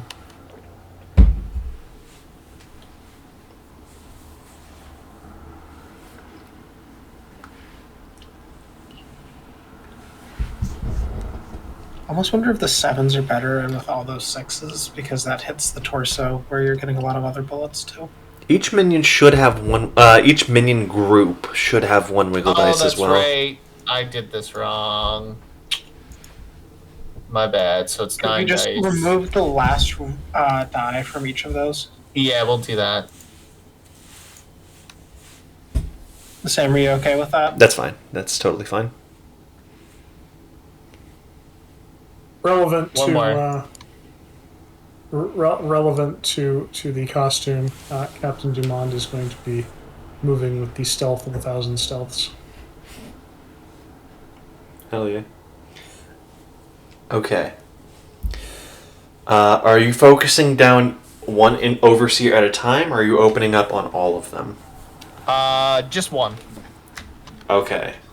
Alright, I haven't put wiggle dice, so just assume whatever the largest is. Looks like the last 3 rolls were really good for 10s, so I think there's a 310, a 310, and a 410. There's another consideration to just go all in on hitting the torso. Is there? Like, 410s is 4 shocking killing to the head. Yeah. Like, all you have to do is at least 4 damage, and people are worried about losing their head. So I don't know how they work, but this is a good little stress test. as you open up fire on this overseer, you're noticing that the attacks that would normally hit are bouncing off the padding and armor. The real issue is How much penetration do you have on your? Could you post your attack power? Because doesn't it have Oh, are penetration? you using the armor piercing rounds? Because you only have you have quite a few, but you don't have an infinite amount. I didn't declare armor piercing rounds, so because I didn't know they were wearing armor. From what you described, I thought they were like half naked men. Yeah, that's what I thought. Oh, sorry. Yeah. You can okay. So I should clarify. The slaves are like half naked. The overseers are wearing armored beekeeping suits. Got it. Sorry. You would have had that info if you would like to retroactively have armor piercing rounds on. That's totally fine. We're gonna need the armor piercing rounds for the next fight. Okay. Yeah, I get. Can the ship still? This is a weird question, Sam. So that we said there's mortar teams on top of Captain Dumont's ship. Yeah. Can they be? Are they out of range? Because we're like hundreds of miles up. We're not hundreds of miles up. We're like- Hundreds of feet up. I'm gonna say your mortars are in range because I'm pretty sure they have a range of almost a mile. Oh, okay. How Also many? be very loud, wouldn't they? They're loud only where they impact. Okay. Well, that's not a bad idea. You could just make it louder on the ships. Okay. Anyone? Well, I mean, I guess anyone want to counteract that or no? Let's get dangerous. Okay, I'll roll. How many times would you like me to roll for them as well, Sam? You have, I think we said 6 mortars? How many ships are there? 9 more rolls. No, just 6. You only have 6 mortars. 6 more rolls. I mean, I don't know why I said 9. Sam, how many Okay. ships are there? There are 4 ships. You should try and make sure that at least one mortar goes off next to each ship. Okay, I can do that.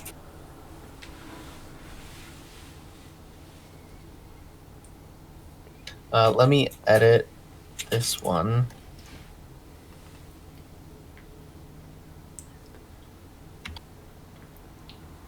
So, yeah, I'm just playing an RTS, guys. In this RTS, you roll, though. It's an RTS with a chance to hit. While Chris is doing that, Seth, Charlie has 3 hard dice in perception, right? You haven't upgraded that? I think it's still just. I thought it was 2. Oh, let Yeah, me. it's just 2 hard dice in perception. Okay. I mean, I can make an active perception for minimum 5 10s. I'm gonna not ask you to do that in case you want to use your action on something. What I will say is you are noticing that the Shrimptown residents seem to be actively trying to not kill the slaves, and it is hampering their effectiveness. Makes sense, yeah. Alright. I think I am gonna try and glass drain the slaves as they're leaving the thing. I'm gonna set up some stuff like as they're getting a little bit away. I don't want to do it right at the ships. Okay. So as you do that, here's what happens. I'm gonna say you hit a patch. The slaves are moving pretty fast. You know, they have hyper body and hyper coordination, so they're moving fast. You manage to catch a patch with about 6 slaves in there. And what happens is the glass drain goes off. You see the brands start to fade. The paranormal effects ravaging their bodies and driving them mad is diminishing. You see the bomb collars click off. The influence they have diminishing. You notice all the bomb collars are starting to beep. We won't do that anymore then. Alright, you're stopping at the second they start to beep? Yep. Okay. So, Chris, let me. I'm just filling it out. I appreciate that more than you know. Okay, so that's gonna be. Is Captain Dumont near a slave? You can be. I'm basically treating you as in stealth right now, so you can choose your engagement. There is fighting, not even 30 feet from me right now. How long would it take me to get to the ships? Like 3 rounds, but you'd have to fight your way through an onslaught of mad slaves. Did I stealth my way through a onslaught of mad slaves? It's open field, so it'll be very difficult unless someone's causing a distraction. Which, as we... Give me a second, Chris. Sorry, I was like, I'm pretty sure this is a good distraction. I want to blow things up! Blow things up, Sam! Wow, you rolled fucking well. So, let me do some math here. I should have checked the supply closet for like plastique or something. So, Chris, good news. A lot of your attacks get through. So, the heavy armor is not great on these guys. What you are noticing is that after all of those shots on one guy, not only is he still standing, you're not sure how injured he actually is. It looks like these things have the beekeeper suits must have some sort of toughening effect, or they have an absurd amount of light armor.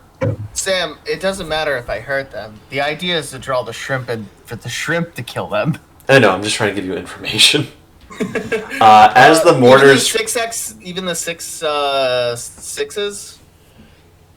So, feel like that was... So light armor is basically treated as like kind of having interference. It reduces all damage done. Got it. Okay. So, sense. as the mortars rain down, I'm going to say some area also peppers the guy's suit, tearing him up even further. The one hive guy is deliriously fucked up. The others are basically fine, but the shrimp are pissed. You see a shrimp about the size of one of the boats pull itself from out of the muck. What? What? Its armored plating thicker than the armor of the ship as it, with one swipe, cleaves the ship in half. An explosion rocking the beach. Hey, Derek, out of We character. may have oofed. Derek, I don't think you should sneak onto the boats anymore. This is out of character. Getting You that still, impression, yes. you can still go. You can go. All right. So this has ceased to be a sneak into the objective mission and has become a hostage rescue mission. I would like to find a slave who is relatively isolated from the rest and use Captain Dumont's sidearm, which is. Hang on. Okay. Guys, And- I just noticed it's 10:23, and Bob did ask us to stop after 20 minutes. And I want to make sure he can get some sleep. So, we good to pick this up next week? I'm good to stop here. Okay. Let's do experience. It's a good way to end, just a Sorry. giant fucking shrimp coming don't out. apologize. We all got we're stuff. ending on Captain Dumont aiming down his pistol at an unsuspecting slave. He's just saying imperialism. No. Jolly Britain! No, he's not Assassinok this week. Okay. So, I like it because it's questioning, like, oh, what are the motives of Captain Dumont? It leaves a question in your mind. he's gonna be a big damn hero, and we all know it. So everyone gains an experience point. Who was most useful? I guess that doesn't quite work because everyone did different things. You know what? Let's do weird questions. Okay. Sam. Let's see. You do it based on groups, Sam. We could do it based on groups. Not gonna. Okay. If we let's say what would be each character's? Pick one of your characters. What would be their yearbook, high school yearbook quote? Best one gets the experience point. Oh. I hate these because I can never think of them on the spot. And then while I'm at work tomorrow, I'll be like, oh, that would be so good.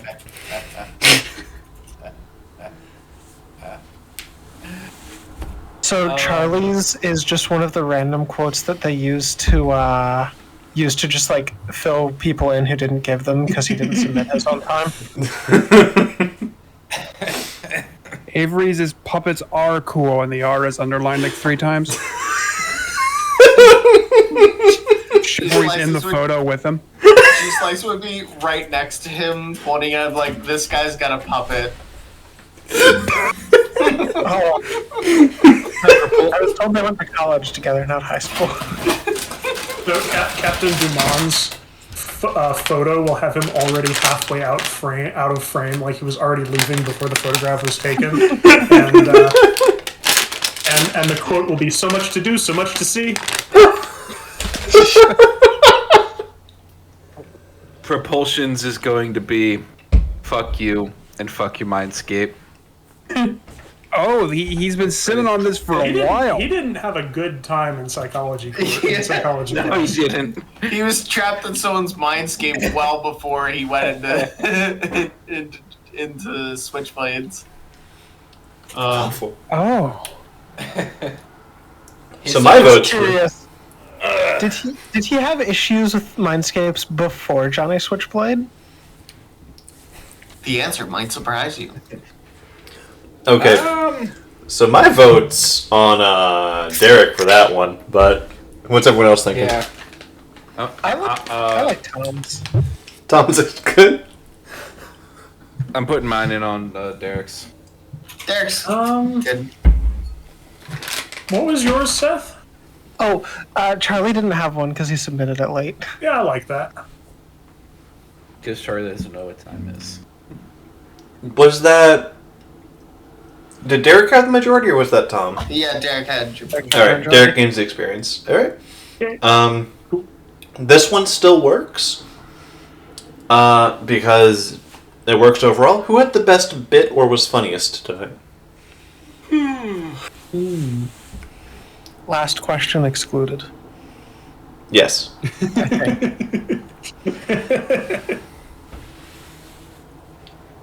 Sam. Weezy had the best bit. Can I vote for my crew? We're not You may. giving more points to Sam. Well, no, remember, if it's a character, they get the XP, and he has to spend the XP on the character. And Wheezy getting an extra point isn't a terrible thing right now. I'm gonna vote for my crew doing the fucking make a man out of you montage in the background. Oh fuck, that was really funny. The man out of you and I'm I at actually the tag at the same time. Jeez. I'm gonna go for Tom's thing where he was. Well, it's a cog, and we haven't figured it out yet. So I it's free hated cog. that. Oh. I thought that was really good. I have been sitting on that for like 45 minutes. I could tell.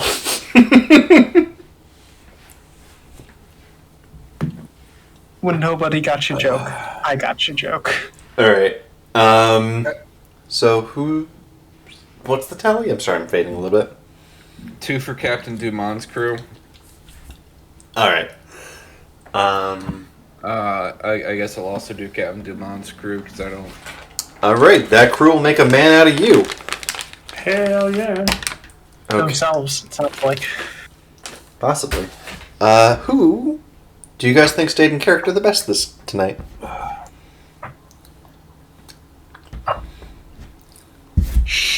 Avery. Tom. I think Tom stayed in character the best. Yeah, Tom with the Avery. fist fighting. I'll also Yeah. do this, so. Oh, geez, that was the session. Yeah, I can agree with that. Session felt Avery, long. pugilism.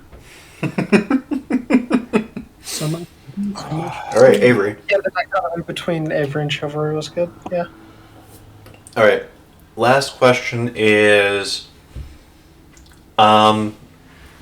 if one of your characters could have been okay. Since other people weren't there, if other people could have met Wheezy, what would have been your reaction to it? And the people who did meet Wheezy, you both gain a willpower for this question because it's unfair. Captain Dumont would have. I haven't decided on what he would have asked him if he was, but he would have asked him if he was a particular kind of rather horribly regarded dwarf.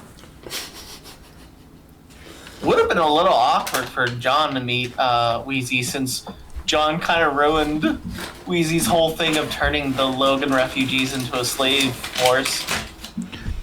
Why, my good friend, I haven't seen no, I can't think of a good name. Alright. It would have I'm been gonna terrible. hop off for the night, guys. Good night, Bob. All right, Bob up. Alright. Make sure you get a willpower. Bye, dude. Bye, dude. Since all of my characters have met Wheezy, can I answer for Augury Jackson? Mm-hmm. Okay, Augury would be immediately just like so happy to meet another person who is visibly non-human. He would be so fucking happy. He might be taken aback by the voice, but not for very long, and they would almost certainly share a glass of. Well, I mean, I say share, but Augury would just pull out something from one of his flasks and give Wheezy a toast, because I don't think they would be drinking the same stuff at all. All right. So Sweet Tooth would continuously give Wheezy his worst tasting rejects to see where the limit was. Probably wouldn't find it. Oh. I think, God, I can just imagine the interaction between fucking Mr. President and Wheezy. So, favor workers' rights, are you? Oh yeah, yeah. That would have Sam.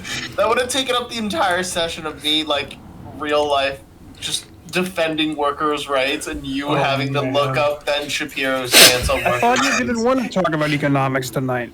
Actually, yeah. No, it was me stopping that. Captain Dumont would have immediately started trying to convince Wheezy on the benefits of starting a public library in the hub and why he should contribute money and time to it. Oh man. All right. Who do you guys think got the best answer?